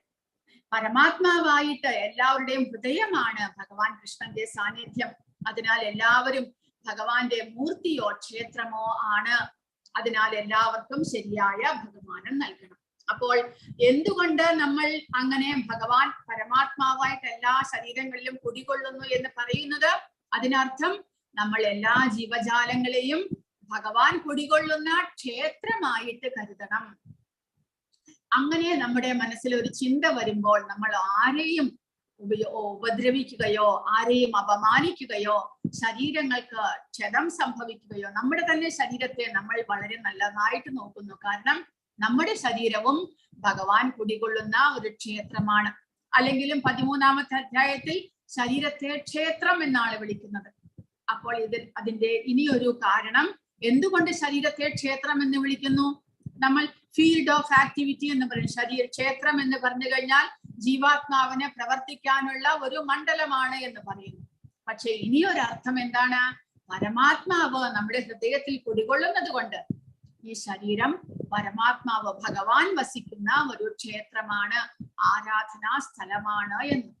അതുകൊണ്ട് നമ്മൾ ഈ ശരീരത്തെ നമ്മൾ മറ്റുള്ളവരെ കാണുമ്പോൾ, നമ്മുടെ ഭാരതത്തിന്റെ ഒരു പ്രത്യേകതയാണത്. നമ്മൾ ഇനി ഒരാളെ കാണുമ്പോൾ കൈ തൊഴുന്നു, വണങ്ങുന്നു. എന്തുകൊണ്ടാണത്? ആ ശരീരത്തിലുള്ള പരമാത്മാവിനെയാണ് നമ്മൾ വണങ്ങുന്നത്. നമ്മൾ അമ്പലത്തിൽ പോയി അങ്ങനെയല്ല ചെയ്യുന്നത്, കൈകൂപ്പുന്നത്. അപ്പോൾ അത് ഈ ക്ഷേത്രത്തിനുള്ളിൽ, ശരീരത്തിനുള്ളിൽ വസിക്കുന്ന പരമാത്മാവിനെ നമ്മൾ വണങ്ങുകയാണ് ചെയ്യുന്നത്. അപ്പോൾ ക്ഷേത്രം എന്ന് പറയുമ്പോൾ ഭഗവാൻ വസിക്കുന്ന ഇടമാണ് ഇത്. അതുകൊണ്ട് ഇവിടെ പറയുന്നു, നമ്മൾ എല്ലാ ജീവജാലങ്ങളുടെ ഉള്ളിലും ശരീരത്തിലും ഭഗവാൻ വസിക്കുന്നത് കൊണ്ട് എല്ലാവർക്കും ഒരുപോലെ സർവഭാവേന നമ്മൾ കാണുവാൻ സാധിക്കണം. എല്ലാവർക്കും ബഹുമാനം നൽകാനായിട്ട് നമ്മൾ മനസ്സിലാക്കണം. ഭഗവാൻ മനുഷ്യനായി കാണപ്പെടുന്നതിനെ ചൊല്ലി വ്യക്തിത്വ നിരാകാരവാദികളും സാകാരവാദികളും തമ്മിൽ തർക്കങ്ങളെ കുറിച്ച് പ്രഭാതിനിയും പറയുകയാണ്. ഭഗവാൻ എല്ലായിടത്തും ഉണ്ടെന്നിരിക്കെ എന്തിനാണ് നമ്മളെ ദേവാരാധനയിൽ ഒതുക്കുന്നത് എന്ന് പറഞ്ഞ് നിരാകാരവാദികൾ ക്ഷേത്രാരാധനയെ പരിഹസിക്കുന്നു. ഭഗവാൻ എല്ലായിടത്തും ഉണ്ടെങ്കിൽ പിന്നെ എന്തിനൊരാൾ ക്ഷേത്രത്തിൽ പോയി ആരാധിക്കണം? കൃഷ്ണാവബോധത്തിലുള്ള ഒരു തികഞ്ഞ ഭക്തനറിയാം, കൃഷ്ണൻ പരമപുരുഷനാണെങ്കിലും അദ്ദേഹം തന്റെ ശക്തികളാലും പൂർണ്ണമായ വികാസത്താലും എല്ലായിടങ്ങളിലും വ്യാപിച്ചിരിക്കുന്നു. അപ്പോൾ ക്ഷേത്രത്തിലും ഉള്ളത് ഭഗവാന്റെ തന്നെ പ്രതിനിധിയാണ് എന്ന് ഭക്തന്മാർക്ക് അറിയാൻ സാധിക്കുന്നു. എന്നാൽ ഇങ്ങനെയുള്ള അവ്യക്തിഗതവാദികൾക്ക് അത് മനസ്സിലാക്കുവാൻ സാധിക്കുന്നില്ല. അപ്പോൾ അങ്ങനെയുള്ള അടുത്ത ശ്ലോകം 12ാമത്തെ ശ്ലോകത്തിൽ ഇങ്ങനെ ഭഗവാനെ തെറ്റിദ്ധരിക്കുന്ന, ഭഗവാനെ ശരിക്കും മനസ്സിലാക്കാൻ സാധിക്കാത്ത മൂഢന്മാർക്ക് എന്ത് സംഭവിക്കുന്നു? മോഘാശ മോഘകർമാണോ മോഘജ്ഞാന വിചേതസഃ രാക്ഷസീമാസുരീം ശൈവ പ്രകൃതിം മോഹിനീം ശിതാഹ. ഇങ്ങനെ മോഹിതരായവർ, അതായത് ഭഗവാന്റെ ശരീരം മനുഷ്യ ശരീരമാണ്, ഭൗതിക ശരീരമാണ് എന്ന് കരുതുന്നവർ, ആസുരങ്ങളും നിരീശ്വരവാദ പരങ്ങളുമായ ആശയങ്ങളാൽ ആകൃഷ്ടരാകുന്നു. ആ വ്യാമോഹ അവസ്ഥയിൽ മുക്തിയെ കുറിച്ചുള്ള പ്രതീക്ഷകളും ഫലോദിഷ്ട കർമ്മങ്ങളും ജ്ഞാനാർജനവും എല്ലാം പാഴായി പോകും. അങ്ങനെ അവർക്ക് ഒരിക്കലും ആധ്യാത്മികമായ നിലയിലേക്ക് അവർക്ക് പുരോഗമിക്കാൻ സാധിക്കുന്നില്ല. കാരണം അവർ ഭഗവാനെ നിന്ദിക്കുന്നു. അതുമൂലം ഭഗവാനെ ശരിയായി മനസ്സിലാക്കുവാൻ ശ്രമിക്കുന്നില്ല, ഭഗവാനെ നിന്ദിക്കുകയാണ് അവർ ചെയ്യുന്നത്. ആസുരങ്ങളും നിരീശ്വരവുമായ വീക്ഷണങ്ങളാൽ അവർ ആകർഷിക്കപ്പെടുന്നു. മോക്ഷം, ഫലവത്തായ പ്രവർത്തനങ്ങൾ, ജ്ഞാനാർജനം ഇവയെല്ലാം പാഴായി പോകുന്നു. അങ്ങനെയുള്ള ദുരാത്മാക്കളുടെ ഉദാഹരണങ്ങളെ കുറിച്ചാണ് ഇനി പറയുന്നത്. കൃഷ്ണാവബോധത്തിലും ഭക്തി സേവനത്തിലും ഉണ്ട് എന്ന് കരുതുന്ന, അതായത് ചിലർ വിചാരിക്കുന്നുണ്ട് ഞങ്ങൾ ഭക്തന്മാരാണ്, ഞങ്ങൾ കൃഷ്ണാവബോധത്തിലൂടെ ഉയരുന്നുണ്ട്, ഭക്തിയുത സേവനങ്ങളെല്ലാം ചെയ്യുന്നുണ്ട്, എന്നാലോ ഭഗവാൻ പരമാത്മാവായിട്ട് വസിക്കുന്ന, നമ്മുടെ ഹൃദയത്തിൽ വസിക്കുന്ന ആ ഭഗവാനെ പരസ്യമായിട്ട് അവർ അംഗീകരിക്കുന്നില്ല, ഭഗവാനെ ആരാധിക്കാൻ വിസമ്മതിക്കുന്നു. അങ്ങനെയുള്ളവർ ഇതിനുദാഹരണമാണ്. പിന്നെ രണ്ടാമത്തെ ഉദാഹരണം, ഫലദായകമായ പുണ്യപ്രവർത്തികളിൽ ഏർപ്പെട്ടിരിക്കുന്നവർ, പുണ്യകർമ്മങ്ങൾ ചെയ്ത് അതിന്റെ ഫലം ആഗ്രഹിക്കുന്നവർ, ആത്യന്തികമായിട്ട് മോക്ഷം പ്രതീക്ഷിക്കുന്നവർ, ഇവരെല്ലാം തന്നെ ഇതിനുദാഹരണമാണ്. എന്നാൽ അവർ കൃഷ്ണനെ അവഗണിക്കുന്നു, കൃഷ്ണനെ പരമപുരുഷനായിട്ട് അംഗീകരിക്കുന്നില്ല. അങ്ങനെയുള്ളവർ, അപ്പോൾ ഒരു കൂട്ടർ ഭക്തന്മാരാണ് എന്ന് സ്വയം വിചാരിക്കുന്നു, പക്ഷേ ഭഗവാന്റെ ആരാധനകൾ ചെയ്യുന്നില്ല. രണ്ടാമത്തെ കൂട്ടർ പുണ്യകർമ്മങ്ങളിൽ ഏർപ്പെട്ടിരിക്കുന്നു, പക്ഷേ ഭഗവാൻ കൃഷ്ണനെ ആരാധിക്കുന്നില്ല. മൂന്നാമതായിട്ട് മോക്ഷം വേണമെന്ന് ആഗ്രഹിക്കുന്നു, എങ്കിലും കൃഷ്ണനെ ആരാധിക്കുന്നില്ല, ഭഗവാനെ പരമപുരുഷനായിട്ട് അംഗീകരിക്കുന്നില്ല. ഇവരെല്ലാം തന്നെ ദുരാത്മാക്കളാണ്. എന്തുകൊണ്ടാണ് ഇവരെല്ലാം ഭഗവാനെ അവഗണിക്കുന്നത്? കാരണം അവർക്ക് ഭഗവാനോട് അസൂയയാണ് എന്നാണ് പ്രഭുപാദ പറയുന്നത്. 7ാമത്തെ അധ്യായത്തിൽ ഭഗവാൻ പറയുന്നുണ്ട്, നമാം ദുഷ്കൃതിനോ മൂഢാഹ പ്രപദ്യന്തേ നരാധമാഹ മായയാ അപഹൃതജ്ഞാന ആസുരം ഭാവമാശ്രിതാഹ. അങ്ങനെയുള്ള അസുര സ്വഭാവികളായിട്ടുള്ളവർ ഒരിക്കലും ഭഗവാന് കീഴടങ്ങുന്നില്ല. അത്തരം ദുഷ്ടന്മാരുടെ ചിന്തകളും ബോധ്യങ്ങളും പരമമായ സത്യത്തെക്കുറിച്ചുള്ള അവരുടെ മാനസിക ഊഹാപോഹങ്ങൾ അവരെ സാധാരണ ജീവജാലം ഒന്ന് തന്നെയാണ്, അതായത് ഭഗവാനും സാധാരണ ജീവാത്മാക്കളും ഒന്ന് തന്നെയാണ്, ഒരുപോലെ തന്നെയാണ് എന്നുള്ള തെറ്റായ നിഗമനത്തിൽ എത്തിക്കുന്നത്. അതായത് ഞാനും ഭഗവാൻ തന്നെ, എന്റെ രീതിയിൽ ഞാനും ഭഗവാനാണ്, ഞാനും ഭഗവാനും തമ്മിൽ വ്യത്യാസമൊന്നുമില്ല എന്നുള്ള സ്ഥിതിയിലേക്ക് അവരെത്തിക്കുന്നു. ഏതൊരു മനുഷ്യന്റെയും ശരീരം ഇപ്പോൾ ഭൗതിക പ്രകൃതിയാൽ ആവരണം ചെയ്യപ്പെട്ടിരിക്കുന്നുവെന്നും ഈ ശരീരത്തിൽ നിന്ന് മോചിതനായി കഴിഞ്ഞാൽ ഭഗവാനും അവരും തമ്മിൽ വ്യത്യാസമില്ല എന്ന് അവർ ചിന്തിക്കുന്നു. ചിലരങ്ങനെയുണ്ട്, അങ്ങനെയുള്ളവരുണ്ട്. ഇപ്പോൾ നമ്മുടെ ശരീരം ജീവാത്മാവിന് ഭൗതിക ശരീരം ആവരണം ചെയ്തിരിക്കുന്നു, പക്ഷെ ഇപ്പോൾ നമ്മൾ മരിച്ചു കഴിഞ്ഞാൽ, ഈ ശരീരം ഉപേക്ഷിച്ചു കഴിഞ്ഞാൽ പിന്നീട് ജീവാത്മാവ് ഭഗവാനെ പോലെ തന്നെ ആയിത്തീരുന്നു. നമ്മൾ എത്രമാത്രം പാപകർമ്മങ്ങൾ ചെയ്താലും അസുര പ്രകൃതി ഉള്ളവരാണെങ്കിലും നമുക്ക് ഭഗവാനെ പോലെ ആയിത്തീരാം എന്ന് ചിന്തിക്കുന്നവരുണ്ട്. അവരെല്ലാം തന്നെ ഭഗവാനെ ശരിയായ വിധത്തിൽ മനസ്സിലാക്കുന്നില്ല. അത്തരം ദുരാത്മാക്കളുടെ വിധി എന്താണ്? അവർ ഭൗതിക പ്രകൃതിയിൽ അഭയം പ്രാപിക്കുകയും ആസുരികവും നിരീശ്വരവുമായ വീക്ഷണങ്ങളാൽ ആകർഷിക്കപ്പെടുകയും ചെയ്യുന്നു. അവർ ഒരിക്കലും കൃഷ്ണന് കീഴടങ്ങുന്നില്ല. ഭക്തി സേവനത്തിന്റെ ഫലം ഒരിക്കലും അവർക്ക് ആസ്വദിക്കാൻ സാധിക്കുന്നില്ല. അതായത് ഭഗവാനിലേക്ക് മടങ്ങുവാൻ അവർക്ക് സാധിക്കുകയില്ല എന്ന്.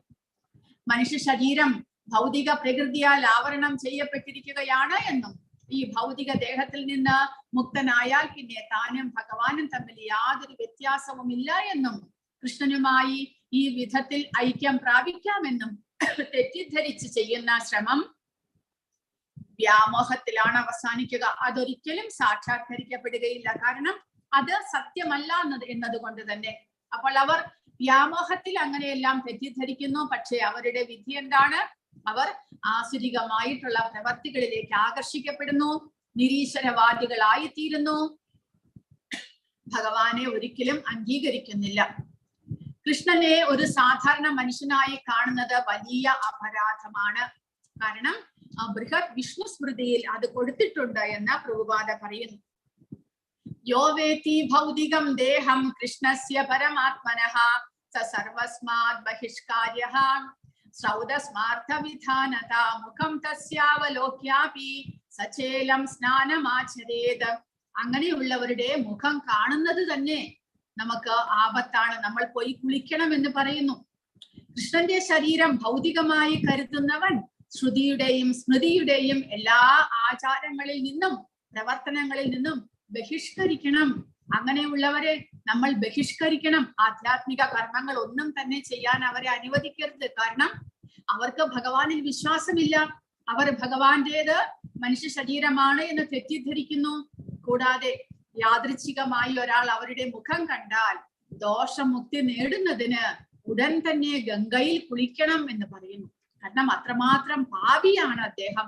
അങ്ങനെയുള്ളവർ വളരെയധികം അപരാധം, ഭഗവാന്റെ നാമാപരാധം നമ്മൾ പഠിക്കുന്നുണ്ട്. അതുപോലെ തന്നെ ഭഗവാനോട് ചെയ്യുന്ന അപരാധമാണ് അത്. ഭഗവാൻ മനുഷ്യ ശരീരമാണ് എന്ന് കരുതുന്നത്.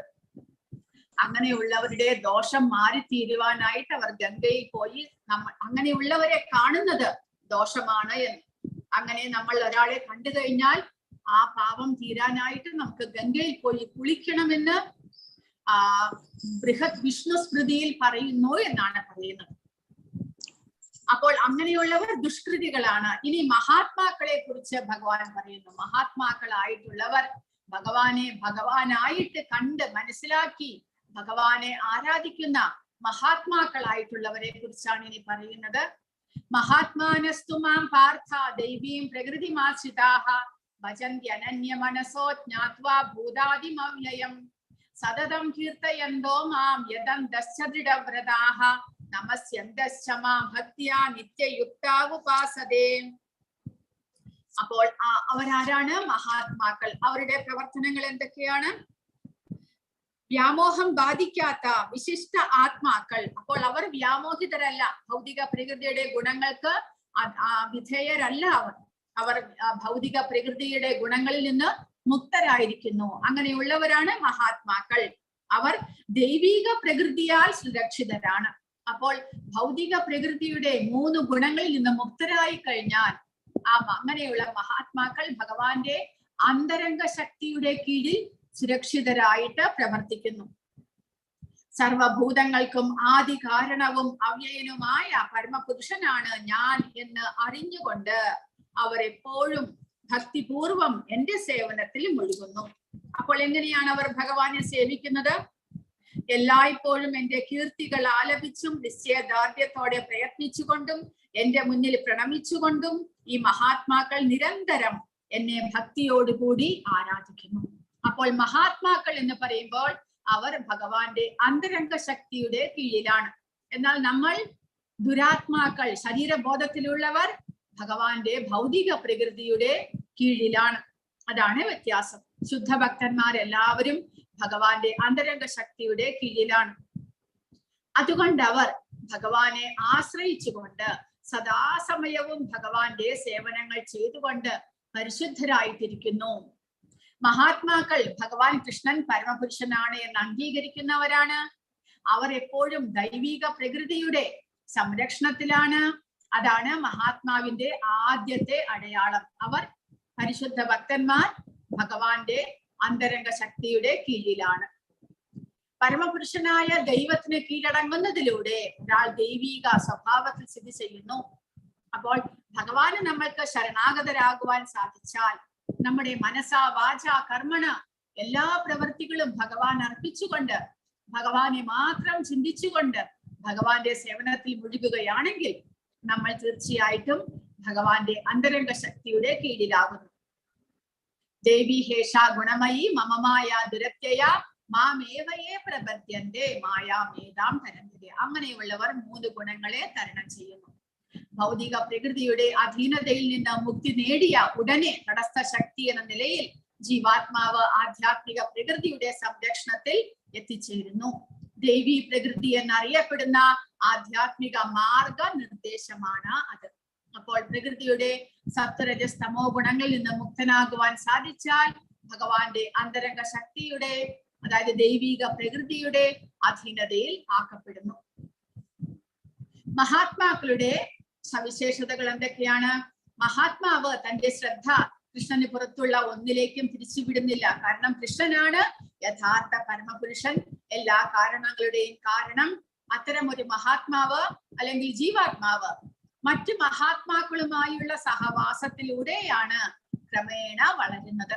അപ്പോൾ സത്സംഗത്തിലൂടെ, ഭക്തന്മാരുമായുള്ള സത്സംഗത്തിലൂടെ ഒരാൾക്ക് ഇങ്ങനെയുള്ള ശുദ്ധഭക്തനായിട്ട് ഉയരുവാൻ സാധിക്കുന്നു. ഭക്തന്മാർ 4 കൈകളുള്ള മഹാവിഷ്ണു പോലെയുള്ള കൃഷ്ണന്റെ മറ്റ് സവിശേഷതകളിൽ പോലും ശുദ്ധഭക്തന്മാർ ആകർഷിക്കപ്പെടുന്നില്ല. അപ്പോൾ ഭഗവാൻ നാരായണന്റെ ആരാധനയിലേക്ക് പോലും ഈ ശുദ്ധഭക്തന്മാരുടെ ശ്രദ്ധ പോകുന്നില്ല. പിന്നെയോ അവർക്ക് ദ്വിഭുജധാരിയായിട്ടുള്ള വൃന്ദാവനവാസിയായിട്ടുള്ള ഭഗവാൻ കൃഷ്ണന്റെ ആരാധനയാണ് മുഖ്യം. കൃഷ്ണന്റെ 2 കൈകളുള്ള രൂപത്താൽ അവർ ആകർഷിക്കപ്പെടുന്നു.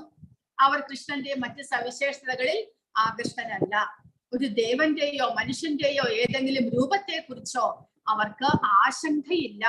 അതായത് അവർക്ക് എല്ലാവരും തമ്മിലുള്ള വ്യത്യാസത്തെ നല്ലവണ്ണം അറിയാം. ദേവന്മാരും മനുഷ്യരും തന്നെ ഭൗതികമായ ജീവാത്മാക്കളാണ്. ഭഗവാൻ നാരായണൻ ആധ്യാത്മിക ലോകത്തിലുള്ള ഭഗവാന്റെ വിസ്തരണമാണ്. എങ്കിലും സാക്ഷാത് പരമപുരുഷൻ ഭഗവാൻ കൃഷ്ണനാണ് എന്നുള്ള അറിവ് അവർക്കുണ്ട്. അവർ കൃഷ്ണാവബോധത്തിൽ കൃഷ്ണനെ മാത്രം ധ്യാനിക്കുന്നു. അവർ എപ്പോഴും കൃഷ്ണാവബോധത്തിൽ ഭഗവാന്റെ അചഞ്ചലമായ സേവനത്തിൽ വ്യാപൃതരാണ്. ഇനി മൂന്നാമത്തെ വിശിഷ്ട ലക്ഷണം, ഒരു മഹാത്മാവ് എപ്പോഴും പരമാത്മാവായ കൃഷ്ണന്റെ മഹത്വങ്ങൾ ജപിക്കുന്നതിലാണ് ഏർപ്പെട്ടിരിക്കുന്നത്. മഹത്വവൽക്കരണത്തിന്റെ ചോദ്യം ഉണ്ടാകുമ്പോൾ പരമാത്മാവിനെ മഹത്വപ്പെടുത്തണം. അദ്ദേഹത്തിന്റെ വിശുദ്ധ നാമം, അദ്ദേഹത്തിന്റെ നിത്യരൂപം, അദ്ദേഹത്തിന്റെ അതീന്ദ്രിയ ഗുണങ്ങൾ, അസാധാരണമായ വിനോദങ്ങൾ എന്നിവയെ സ്തുതിക്കുന്നു. അപ്പോൾ ആ ഭഗവാനെ കുറിച്ച് പറയുമ്പോൾ, ഭഗവാൻ എന്ന് പറയുമ്പോൾ അതിൽ ഭഗവാന്റെ രൂപം മാത്രമല്ല അടങ്ങുന്നത്, പിന്നെയോ ഭഗവാന്റെ മറ്റുള്ള വിസ്തരണങ്ങൾ, അതായത് ഭഗവാന്റെ നാരായണ മഹാവിഷ്ണു രൂപങ്ങളായിട്ടുള്ള ഭഗവാന്റെ വിസ്തരണങ്ങൾ, ഭഗവാന്റെ ഗുണങ്ങൾ, അദ്ദേഹത്തിന്റെ അനേകം നാമങ്ങൾ, അദ്ദേഹത്തിന്റെ രൂപങ്ങൾ, അദ്ദേഹത്തിന്റെ ലീലകൾ, ഇതെല്ലാം തന്നെ ഉൾപ്പെടുന്നു. അദ്ദേഹത്തിന്റെ ഭക്തന്മാരും എല്ലാം ഉൾപ്പെടുന്നു.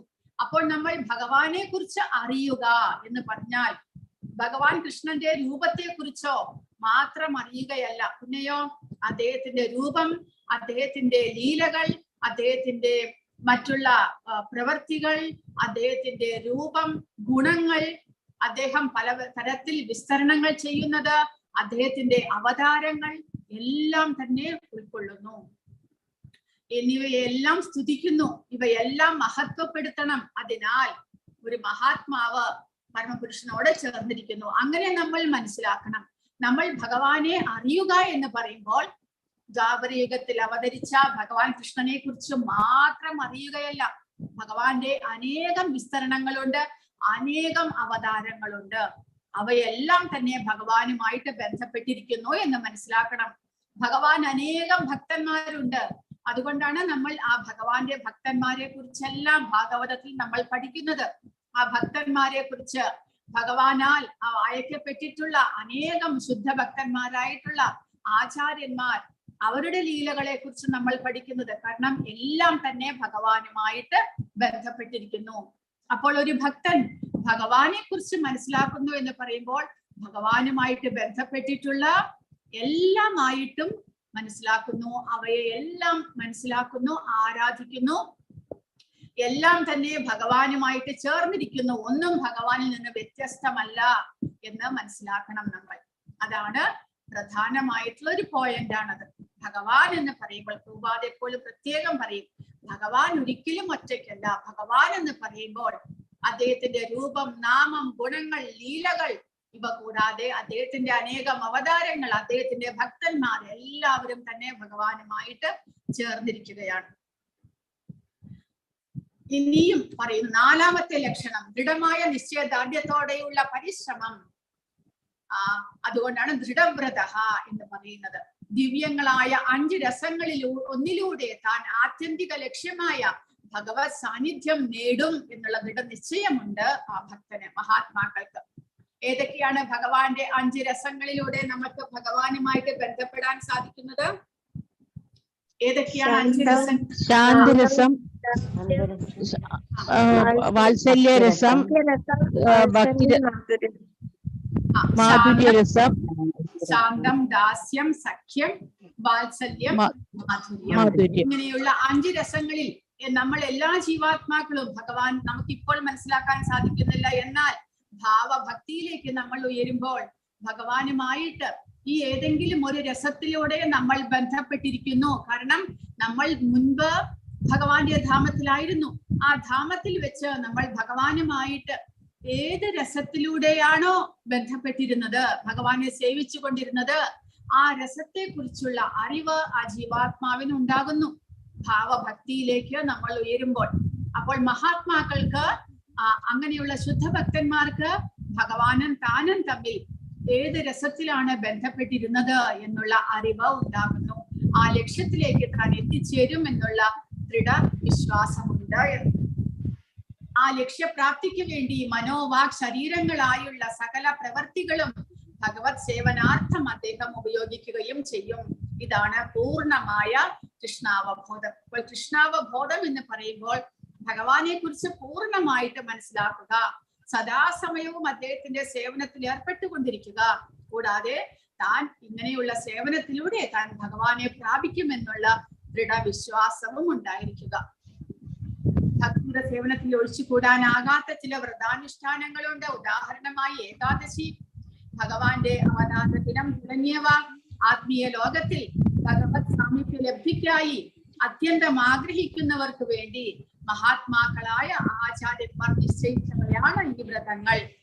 മഹാത്മാക്കൾ ഒട്ടും തന്നെ പിഴയ്ക്കാതെ ഇവ അനുഷ്ഠിച്ചു പോരുന്നത് കൊണ്ട് അവരുടെ അഭീഷ്ടം നിറവേറുക തന്നെ ചെയ്യും. ഈ മഹാത്മാവിന്റെ 5ാമത്തെ ലക്ഷണം കൃഷ്ണന്റെ മുന്നിൽ എപ്പോഴും വണങ്ങുന്നു, നമസ്യമാം ഭക്തിയ. 6ാമത്തേത് ഭക്തിയോടെ നിത്യം കൃഷ്ണനെ ആരാധിക്കുന്നു. മാനസികവും ശാരീരികവും സ്വരവുമായ എല്ലാ പ്രവർത്തനങ്ങളും ഭഗവാന്റെ സേവനത്തിൽ ഏർപ്പെടുത്തുന്നു. എങ്ങനെ?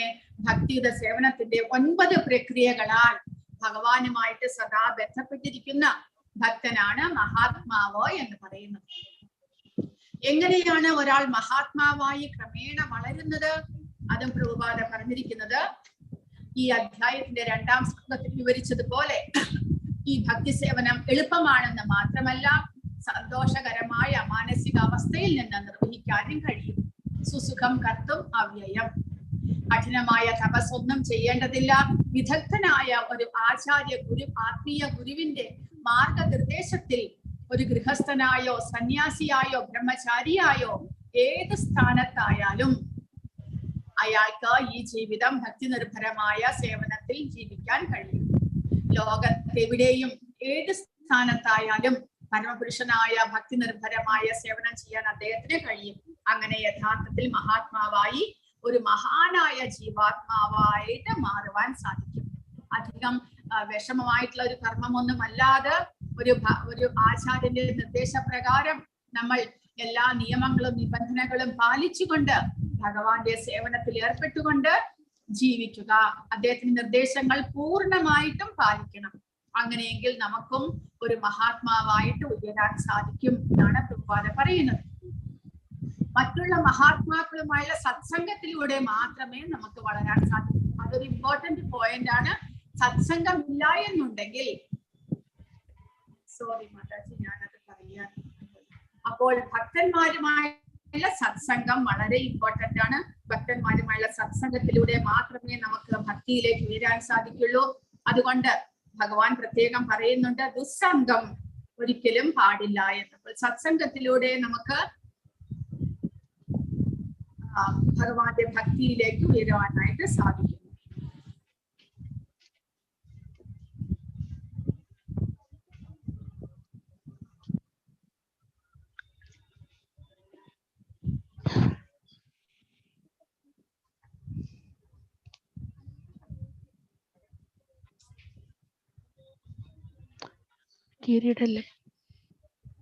ജ്ഞാനയജ്ഞേന ചാപ്യന്യേ യജന്തോ മാമുപാസതേ ഏകത്വേന പൃഥക്ത്വേന ബഹുധാ വിശ്വതോമുഖം. അപ്പോൾ ഇത് ഭഗവാനെ നേരിട്ട് ആരാധിക്കാത്ത പരോക്ഷരായിട്ടുള്ള ആരാധകരാണ്. അതായത് ഭഗവാനെ കൃഷ്ണനായിട്ട് ആരാധിക്കാതെ ഭഗവാനെ പല വിധത്തിൽ ബഹുവിധത്തിൽ ഭഗവാനെ ആരാധിക്കുന്നവർ, ജ്ഞാനാർജനം കൊണ്ട് യജ്ഞം ചെയ്യുന്ന മറ്റു ചിലർ സർവേശ്വരനെ അദ്വിതീയനായും ബഹുരൂപനായും വിശ്വതോമുഖനായും ആരാധിക്കുന്നു. അപ്പോൾ ചിലർ ഭഗവാനെ ജ്ഞാനാർജനം ചെയ്തുകൊണ്ട് അദ്വിതീയനായിട്ട്, അതായത് ജ്ഞാനം ഭഗവാനും തമ്മിൽ വ്യത്യാസമില്ല, ഏകം ഭാവത്തോടു കൂടി അദ്വൈതവാദികളാണ് അവർ. അദ്വൈതവാദികൾ നേരത്തെ പറഞ്ഞതുപോലെ നമ്മുടെ ശരീരം ഇല്ലാതാകുമ്പോൾ ആ ജീവാത്മാവ് ഭഗവാനിലേക്ക് ലയിക്കുന്നു എന്നുള്ള ഒരു അറിവാണ് അവർക്കുള്ളത്. അങ്ങനെ ഭഗവാനിലേക്ക് ലയിക്കുവാൻ ആഗ്രഹിക്കുന്നവർ അദ്വിതീയവാദികൾ. പിന്നെ ബഹുരൂപനായിട്ട് ഭഗവാന്റെ കൃഷ്ണരൂപം മാത്രമല്ല അനേക രൂപങ്ങളിൽ ഏതെങ്കിലും ഒരു രൂപത്തെ ആരാധിക്കുന്നവർ, പിന്നെ ഭഗവാന്റെ വിശ്വരൂപത്തെ ആരാധിക്കുന്നവർ. ഇങ്ങനെ 3 കൂട്ടരുണ്ട്. അവരും ഇൻഡയറക്റ്റ് ആയിട്ട് ഭഗവാനെ തന്നെ ആരാധിക്കുന്നവരാണ് എന്നാണ് ഭഗവാൻ പറയുന്നത്. മഹാത്മാക്കളാണ് ഏറ്റവും ശ്രേഷ്ഠന്മാരായിട്ടുള്ളവർ. പിന്നീട് 4 തരം സുഹൃതികൾ 7ാമത്തെ അധ്യായത്തിൽ ഭഗവാൻ പറഞ്ഞിട്ടുണ്ട്. 4 വിധത്തിലുള്ള സുഹൃതികൾ: ആർത്തോ, അർത്ഥാർത്ഥി, ജിജ്ഞാസു, ജ്ഞാനി. പിന്നെയോ അതിലും താഴെയാണ് ഇങ്ങനെയുള്ളവർ. ഏകത്വേന, പരമാത്മാവിൽ ഒന്നായി, ഞാനും പരമാത്മാവും ഒന്ന് തന്നെ എന്ന് കരുതി സ്വയം ആരാധിക്കുന്നവരുണ്ട്. അവർ അതിലും താഴ്ന്നവരാണ് എന്ന് പറയുന്നു. ദൈവാരാധന, ഏക ദൈവത്തെ, അതായത് അദ്വിതീയവാദികൾ. കാരണം നമ്മൾ ഭൗതിക ശരീരമല്ല, ആത്മാവാണ് എന്നുള്ള അവബോധത്തിലൂടെ ആ ജീവാത്മാവും പരമാത്മാവും ഒന്ന് തന്നെ എന്ന് കരുതുന്നവരാണ് അവർ. പൃഥക്വേന പരമാത്മാവിന്റെ ഏതെങ്കിലും ഒരു രൂപത്തെ ആരാധിക്കുന്നവരാണ് അവർ. അതിൽ ദൈവാരാധനയും ഉൾപ്പെടും എന്ന് പറയുന്നു പ്രഭുപാദ. വിശ്വതോമുഖം എന്ന് പറഞ്ഞാൽ പരമാത്മാവിന്റെ വിശ്വരൂപത്തെ ആരാധിക്കുന്നവർ. അങ്ങനെയുള്ള 3 വിധത്തിലുള്ളവരെ കുറിച്ച് ഭഗവാൻ പറഞ്ഞു. ഇനി ആ വിശ്വരൂപ ഉപാസനയിൽ എങ്ങനെയാണ് ഭഗവാന്റെ വിശ്വരൂപത്തിൽ ഈ ഭൗതിക പ്രപഞ്ചം മുഴുവനും ഉൾക്കൊള്ളുന്നുണ്ട്? അപ്പോൾ നമ്മൾ ഏത് ആരാധന എടുത്താലും അതിലുള്ള വസ്തുക്കളെല്ലാം തന്നെ ഭഗവാൻ അടുത്ത ശ്ലോകത്തിൽ പറയുന്നത് ഈ വിശ്വതോമുഖം എന്ന് പറയുമ്പോൾ ഈ ഭൗതിക പ്രകൃതിയിലുള്ള എല്ലാ സൃഷ്ടികളും എല്ലാം ആ വിശ്വരൂപത്തിൽ ഭഗവാന്റെ രൂപത്തിൽ ഉൾപോകിയിരിക്കുന്നു. അങ്ങനെ വരുമ്പോൾ ഇവിടെ പ്രഭുപാദ പറയുന്നു ഈ ഭൗതിക പ്രതിഭാസങ്ങൾക്ക് എല്ലാത്തിലും പിന്നിലുള്ള വ്യക്തിത്വം കൃഷ്ണനാണ് എന്ന് കാണുമ്പോൾ അങ്ങനെ പ്രപഞ്ച രൂപത്തെ ആരാധിക്കുന്നവരാണ് അവർ എന്നാണ് പറയുന്നത്. ഈ അധ്യായത്തിൽ കൃഷ്ണൻ ദേവാരാധനയുടെ ഫലങ്ങൾ ചർച്ച ചെയ്യുന്നു. സൂര്യമാതാജി അറ്റൻഡൻസ് ലിങ്ക് ഇട്ടിട്ടുണ്ട്, എല്ലാവർക്കും ലിങ്ക് പോസ്റ്റ് ചെയ്യും. ഭൗതിക ലോകത്തിന്റെ കാര്യത്തിലും ദേവതകളെക്കാൾ ശ്രീകൃഷ്ണന്റെ ശ്രേഷ്ഠത കാണുമ്പോൾ അദ്ദേഹത്തെ നേരിട്ട് ആരാധിക്കാൻ ഒരാളെ പ്രേരിപ്പിക്കും. കൃഷ്ണൻ ഭൗതിക പദാർത്ഥവും പരമാത്മാവുമായതിനാൽ എല്ലാ ഭൗതിക ഭാവങ്ങളും ഉൾക്കൊള്ളുന്ന ഭീമാകാരമായ സർവലൗകിക രൂപം കൃഷ്ണനും കൂടിയാണ്. 2 കൈകളുള്ള ശ്യാമസുന്ദരനായി അദ്ദേഹത്തിന്റെ വൃന്ദാവന വിനോദങ്ങൾ പരമപുരുഷനായ ഭഗവാന്റേതാണ്. അപ്പോൾ ഭഗവാന്റെ ഈ ഭൗതിക പ്രകൃതിയും ജീവാത്മാക്കളും എല്ലാം തന്നെ ഭഗവാന്റെ ശക്തി ആയതുകൊണ്ട് ഈ ഭൗതിക പ്രകൃതിയിലുള്ള എല്ലാം തന്നെ ഭഗവാനുമായിട്ട് ചേർന്നിരിക്കുന്നു. അതാണ് അടുത്ത ശ്ലോകത്തിൽ ഭഗവാൻ പറയുന്നത്. അഹം ക്രതുരഹം യജ്ഞഃ സ്വധാഹമഹം ഔഷധം മന്ത്രോഹമഹമേ വാച്യം അഹം അഗ്നീരഹം ഹുതം. ക്രതു എന്ന് പറഞ്ഞു കഴിഞ്ഞാൽ ശ്രുതി ഗ്രന്ഥങ്ങളിൽ പരാമർശിച്ചിരിക്കുന്ന ആചാരങ്ങൾ. നമ്മൾ പല തരത്തിലുള്ള ആചാരങ്ങൾ നമ്മൾ അനുഷ്ഠിക്കുന്നുണ്ട്. ആ ആചാരങ്ങളെല്ലാം തന്നെ ഭഗവാനാണ് എന്ന് പറയുന്നു. അഹം ക്രതുർ അഹം യജ്ഞഃ. യജ്ഞങ്ങൾ എന്ന് പറഞ്ഞാൽ പല വിധത്തിലുള്ള യാഗങ്ങൾ. സ്വധാഹം, സ്വധം എന്ന് പറഞ്ഞു കഴിഞ്ഞാൽ പൂർവികർക്കുള്ള, നമ്മുടെ പൂർവികന്മാർക്കായുള്ള വഴിപാടുകൾ. ഔഷധം, രോഗശാന്തി ഔഷധങ്ങൾ ഭഗവാനാണ്. മന്ത്രം, അതീന്ദ്രിയമായിട്ടുള്ള ജപങ്ങൾ, പല ജപങ്ങളും നമ്മൾ ജപിക്കുന്നുണ്ട്, അതെല്ലാം തന്നെ ഭഗവാന്റെ ഒരു രൂപമാണ്. ആജ്യം, നെയ്യ്. അഗ്നി, അഗ്നി ഹുതം, വഴിപാട്. ആ ഹുതത്തിൽ ഹോമിക്കുന്ന യജ്ഞങ്ങൾ ചെയ്യുമ്പോൾ ആ ഹുതത്തിൽ നമ്മൾ പലതും ഹോമിക്കും. നെയ്യ് ഹോമിക്കും, ചിലപ്പോൾ ചോറ് ഹോമിക്കും, എള്ള് ഹോമിക്കുന്നുണ്ട്. അങ്ങനെ യജ്ഞത്തിൽ ചെയ്യുന്ന എല്ലാ തരത്തിലുള്ള ആ ഒരു ആഹൂതികളും എല്ലാം തന്നെ ഭഗവാനാണ്. കാരണം ഭഗവാനിൽ എല്ലാം തന്നെ അടങ്ങിയിരിക്കുന്നു എന്നാണ് പറയുന്നത്. അപ്പോൾ അറ്റൻഡൻസ് എല്ലാവരും രേഖപ്പെടുത്തുക. സൂര്യമാതാജി അറ്റൻഡൻസ് ലിങ്ക് കൊടുത്തിട്ടുണ്ട്. അപ്പോൾ ഭഗവാൻ പറയുന്നത് വിശ്വതോമുഖം, ഭഗവാന്റെ വിശ്വരൂപം എന്ന് പറയുമ്പോൾ ഈ ഭൗതിക പ്രപഞ്ചത്തിലെ എല്ലാം തന്നെ ഭഗവാനിൽ അടങ്ങിയിരിക്കുന്നു, എല്ലാം ഭഗവാനെ പ്രതിനിധീകരിക്കുന്നു. പിതാഹം അസ്യ ജഗതോ മാതാ ധാതാ പിതാമഹഃ വേദ്യം പവിത്രമോംകാര ഹൃത്സാമയജുരേവച. അങ്ങനെയും ഭഗവാനെ നമുക്ക് കാണാൻ സാധിക്കും. കാരണം എല്ലാ ജീവജാലങ്ങളിലും ഭഗവാൻ പരമാത്മാവായിട്ട് കുടികൊള്ളുന്നത് കൊണ്ട് നമ്മുടെ പിതാവും മാതാവും ധാതാവും എല്ലാം തന്നെ ഭഗവാനാണ്. കാരണം എല്ലാ ജീവജാലങ്ങളും ഭഗവത് അംശമാണ്. കൂടാതെ എല്ലാ ശരീരങ്ങളിലും ഭഗവാനും കുടികൊള്ളുന്നുണ്ട്. അപ്പോൾ നമ്മൾ ആരെയും തരം താഴ്ത്തി കാണേണ്ട ആവശ്യമില്ല. ലോകത്തിന്റെ അമ്മയും അച്ഛനും രക്ഷകനും പിതാമഹനും ഞാൻ തന്നെ. അറിയേണ്ടതും പവിത്രമാകുന്നതും പ്രണവവും ഋക്സാമ യജുർവേദങ്ങളും ഞാൻ തന്നെ. ഭൗതിക ജീവിതത്തിൽ നമ്മൾ വ്യത്യസ്ത ജീവാത്മാക്കളുമായി വിവിധ ബന്ധങ്ങൾ ഉണ്ടാക്കുന്നു. അവരെല്ലാം കൃഷ്ണന്റെ തടസ്സ ശക്തികൾ മാത്രം.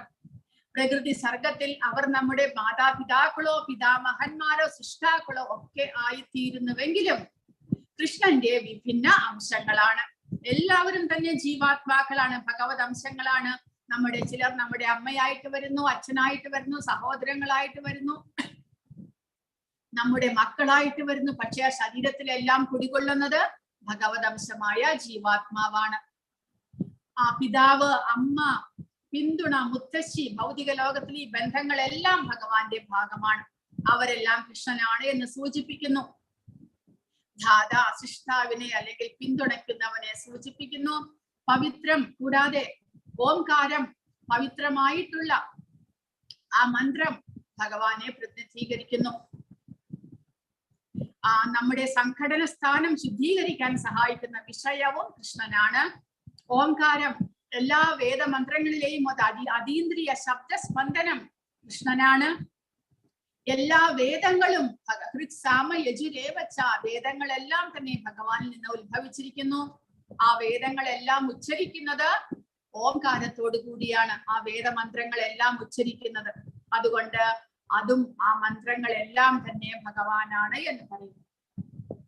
ഗതിർഭർത്ത പ്രഭു സാക്ഷി നിവാസ ശരണം സുഹൃത് പ്രഭവ പ്രളയ സ്ഥാനം നിധാനം ബീജമവ്യയം.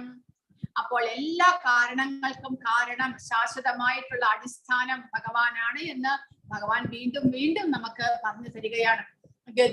ഗതി എന്ന് പറഞ്ഞാൽ ആത്യന്തിക ലക്ഷ്യം. നമ്മുടെ ജീവിതത്തിന്റെ ലക്ഷ്യപ്രാപ്തി ഭഗവാനായിരിക്കണം. ആളുകൾക്ക് അത് അറിയില്ലെങ്കിലും പലരും തങ്ങളുടെ ലക്ഷ്യസ്ഥാനം വ്യത്യസ്ത ദേവതകളിലേക്കാണ് എത്തിക്കുന്നത്. അങ്ങനെ അവർ കഠിനമായ ആചാരങ്ങൾ അനുഷ്ഠിക്കുന്നു. എന്നാൽ കൃഷ്ണന്റെ സൃഷ്ടികളായ അത്തരം ദേവതകളെല്ലാം ഒരേ സമയം കൃഷ്ണനാണ്. എന്നാൽ കൃഷ്ണനല്ല താനും. കൃഷ്ണന്റെ ഊർജത്തിന്റെ പ്രകടനമായതിനാൽ അവർ കൃഷ്ണനാണ്. പക്ഷേ കൃഷ്ണനെ സാക്ഷാത്കരിക്കുന്നതിന് അവർ ഒരു പടി മുന്നോട്ട് മാത്രമേ സഹായിക്കുകയുള്ളൂ. അപ്പോൾ ദേവന്മാരെ ആരാധിക്കുന്നവരും ഇൻഡയറക്റ്റ് ആയിട്ട് പരോക്ഷമായിട്ട് ഭഗവാനെ തന്നെ ആരാധിക്കുന്നു. കാരണം ദേവന്മാരും ഭഗവത് അംശങ്ങളാണ്. അപ്പോൾ ഭഗവാനെ സാക്ഷാത്കരിക്കാനായിട്ട് ആ ദേവന്മാർ ചിലപ്പോൾ സഹായിച്ചു എന്നിരിക്കും, അത്രമാത്രം. പക്ഷെ നേരിട്ട് ഭഗവാനെ ആരാധിക്കുന്നത് പോലെ ആ ഒരു സാക്ഷാത്കാരം നമുക്ക് ദേവന്മാരെ ആരാധിക്കുന്നത് മൂലം ലഭിക്കുകയില്ല, തീർച്ചയായിട്ടും. പക്ഷെ എങ്കിലും ദേവന്മാരും ഭഗവാന്റെ ഊർജമാണ്, ശക്തിയാണ് എന്ന് പറയുന്നു. അപ്പോൾ നമ്മുടെ ഓരോ മനുഷ്യന്റെയും പരമലക്ഷ്യപ്രാപ്തി ഭഗവാനായിരിക്കണം. കാരണം ഓരോരുത്തർക്കും ഓരോ പ്രത്യേക ലക്ഷ്യമുണ്ട്. ചിലർ ദേവന്മാരെ ആരാധിച്ചുകൊണ്ട് ദേവലോകത്തിലേക്ക് പോകുന്നു. പക്ഷെ എങ്കിലും ആ ദേവന്മാരും ഭഗവാന്റെ അംശമായതുകൊണ്ട് കൃഷ്ണന്റെ വിവിധ ശക്തികളെ സമീപിക്കുക എന്നുള്ളത് പരോക്ഷമായ സമീപനമാണ്, നേരിട്ടുള്ള സമീപനമല്ല. അത് നമ്മളെ നേരിട്ട് ഭഗവാനിലേക്ക് എത്തിക്കില്ല, എങ്കിലും ഭഗവാന്റെ ശക്തിയായിട്ട് ദേവന്മാരെ എത്തിക്കുന്നു.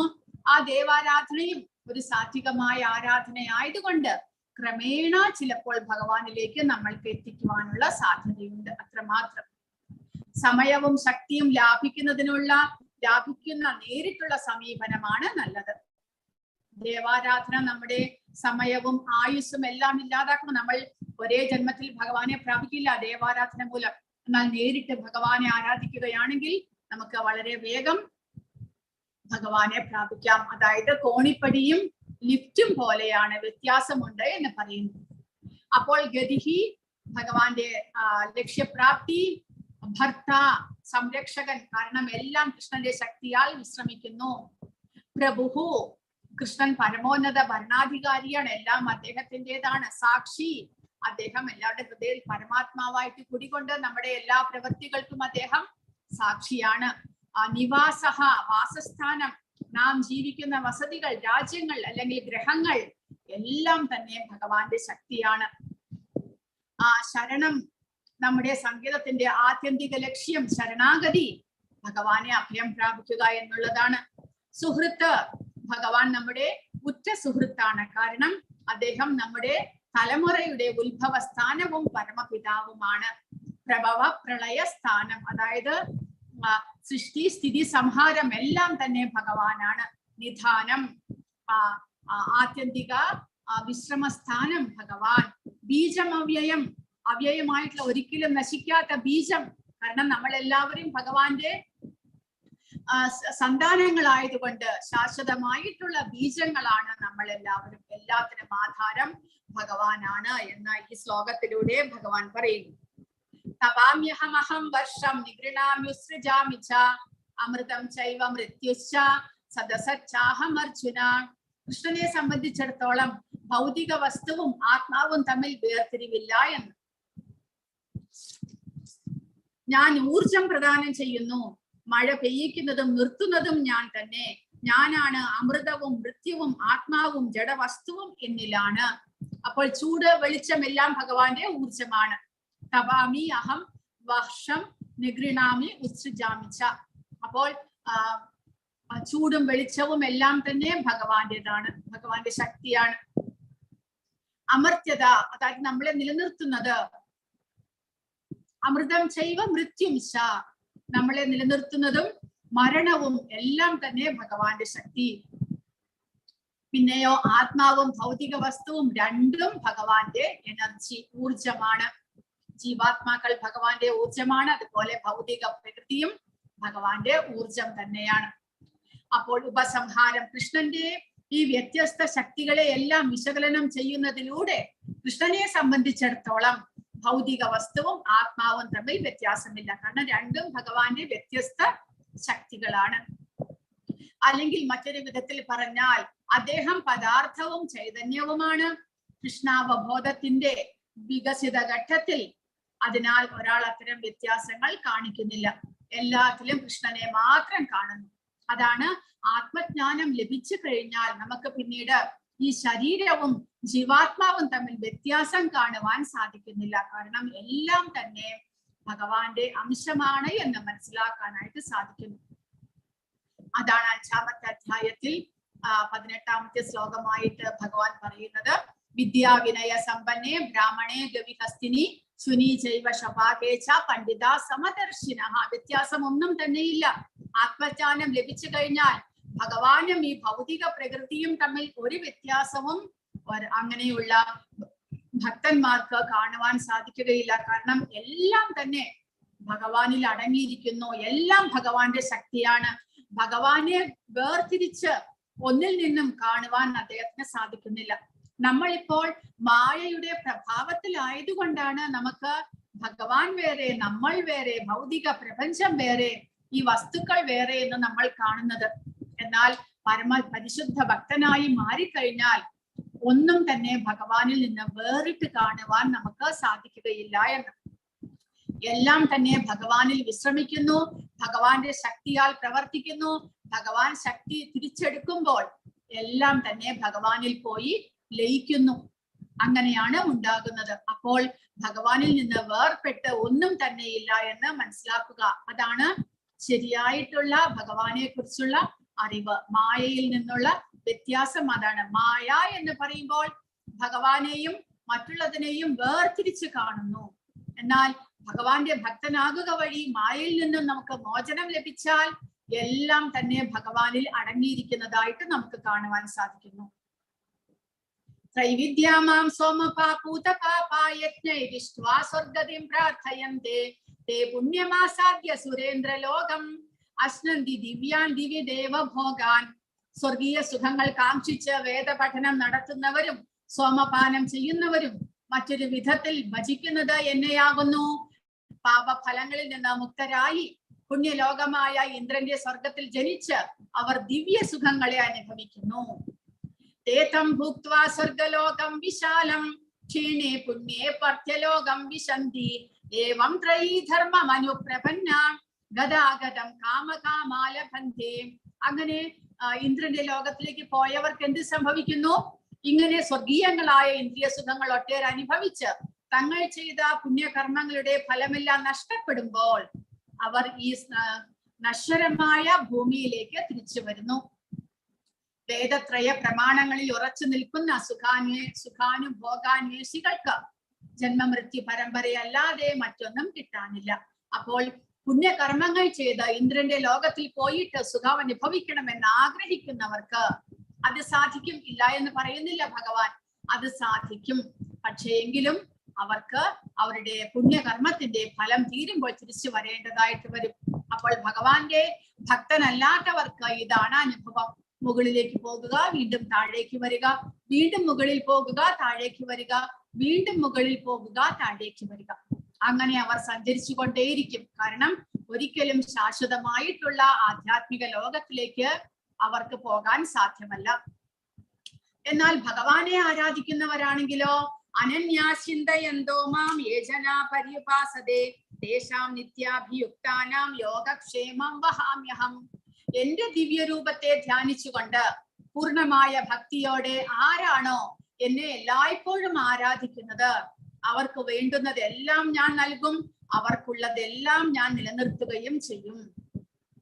അപ്പോൾ എന്താണ് അതിന്റെ അർത്ഥം? യോഗക്ഷേമം വഹാമ്യഹം എന്നുള്ളതിന്റെ അർത്ഥം ആരാണ് പറയുക?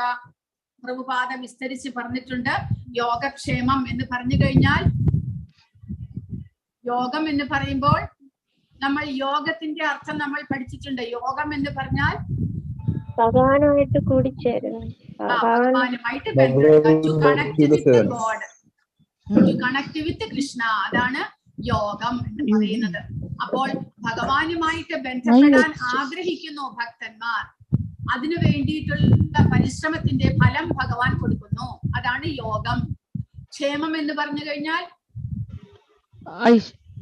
ഐശ്വര്യം അല്ല, ക്ഷേമം എന്ന് പറഞ്ഞു കഴിഞ്ഞാൽ ഭൗതിക പ്രകൃതിയിൽ ജീവിക്കുന്നിടത്തോളം കാലം ഭൗതികതയിലേക്ക് അധപ്പതിക്കാതെ ഭഗവാൻ അവരെ കാത്തുരക്ഷിക്കുന്നു.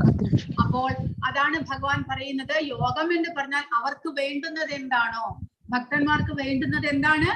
ഭഗവത് പ്രാപ്തി. ആ ഭഗവാനുമായിട്ട് ബന്ധപ്പെടാൻ ഭഗവാൻ അവർക്ക് സൗകര്യം ഉണ്ടാക്കുന്നു. ഭഗവാൻ പറഞ്ഞിട്ടുണ്ട് 10ാമത്തെ അധ്യായത്തിൽ, തേഷാം ഏവാനുകമ്പാർത്ഥം അഹം അജ്ഞാനജം തമഃ നാശയാമ്യാത്മഭാവസ്ഥോ ജ്ഞാനദീപേന ഭാസത. ഭഗവാനിലേക്ക് അവർക്ക് എത്തുവാൻ വേണ്ടുന്ന ബുദ്ധിയും അജ്ഞാനവും എല്ലാം തന്നെ ഭഗവാൻ അവർക്ക് നൽകുന്നു.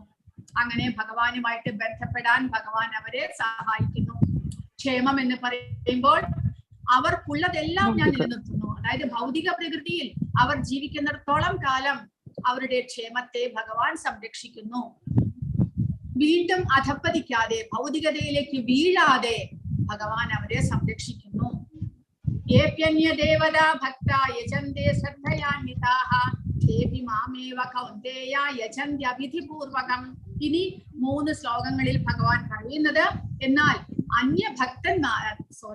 അന്യ ദേവതമാരെ ആരാധിക്കുന്ന ഭക്തന്മാരുണ്ട്.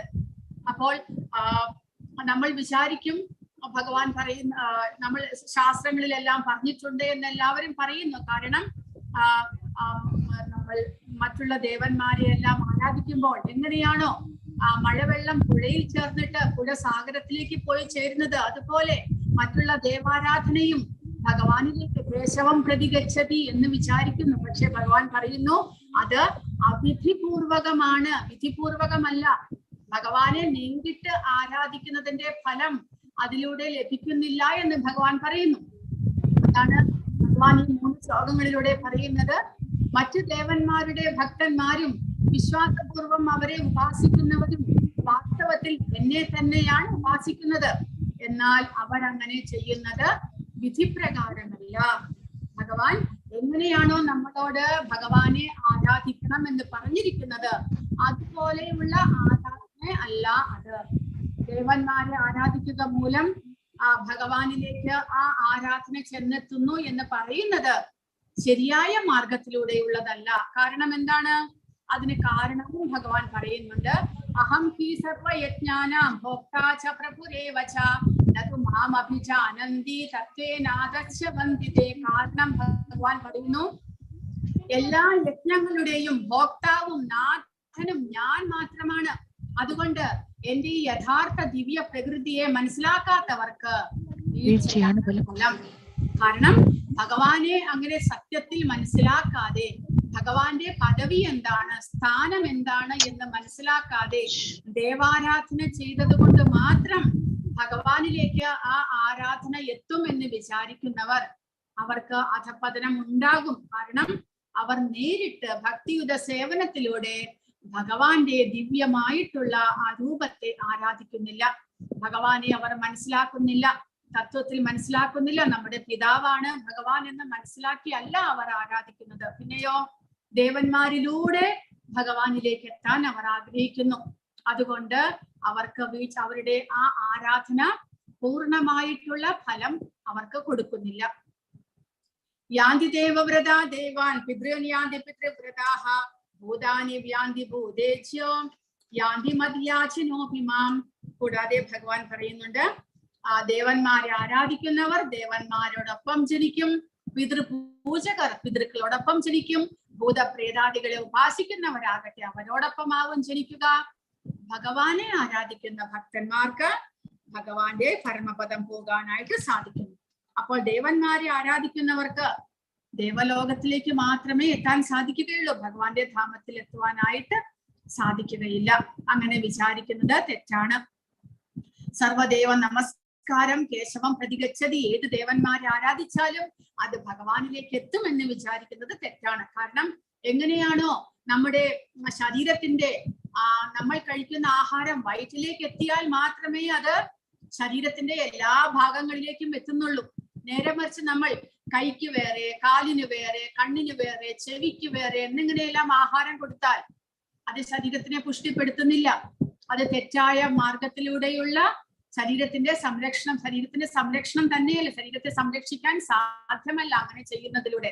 കാരണം ശരീരം ഒന്നാണ് എന്ന് മനസ്സിലാക്കുന്നില്ല, ശരീരത്തിന്റെ അംഗങ്ങളെല്ലാം വ്യത്യസ്തമാണ് എന്ന് വിചാരിക്കുകയാണ് ചെയ്യുന്നത്. അതുപോലെ ഭഗവാന്റെ ശരീരത്തിന്റെ ഭാഗങ്ങളാണ് ദേവന്മാരെല്ലാവരും എന്ന് മനസ്സിലാക്കി ഭഗവാനെ ആരാധിക്കുന്നതിലൂടെ ആ ദേവാരാധനയും ഒരുമിച്ച് നടക്കുന്നു എന്ന് നമ്മൾ മനസ്സിലാക്കണം. അല്ലാതെ ദേവന്മാരെ പ്രത്യേകം ആരാധിക്കുന്നത് മൂലം ഭഗവാന്റെ ആരാധനയാകുന്നു എന്ന് വിചാരിക്കുന്നത് തെറ്റാണ്. അത് പ്രത്യേകം നമ്മുടെ ശരീരത്തിലെ ഓരോരോ ഭാഗങ്ങൾക്ക് പോഷണം നൽകുന്നത് പോലെയാണ്. അതുമൂലം ശരീരം ഒന്നായിട്ട് പോഷിപ്പിക്കപ്പെടുന്നില്ല. നേരെ മറിച്ച് നമ്മൾ നേരിട്ട് വയറ്റിലേക്ക് ആഹാരം കൊടുത്താലോ ശരീരം ഒന്നടങ്കം പോഷിപ്പിക്കപ്പെടുന്നു. അതുപോലെ ഭഗവാന്റെ അംഗങ്ങളാണ് ഈ ദേവന്മാരെന്ന് മനസ്സിലാക്കി ഭഗവാനെ ആരാധിക്കുന്നതിലൂടെ ആ ദേവന്മാരെയും സന്തോഷിപ്പിക്കുവാൻ നമുക്ക് സാധിക്കും എന്ന് വിചാരിക്കുന്നതാണ് ശരിയായിട്ടുള്ള തത്വം മനസ്സിലാക്കുന്ന അവസ്ഥ. നേരെ മറിച്ചുള്ളത് തെറ്റായ അവസ്ഥയാണ്. അത് അങ്ങനെയുള്ള ആരാധന വിധിപൂർവകമല്ലാത്ത ആരാധനയാണ്. അത് ഭഗവാനിലേക്ക് നമ്മളെ എത്തിക്കുന്നില്ല എന്നാണ് ഭഗവാൻ ഇവിടെ പറയുന്നത്.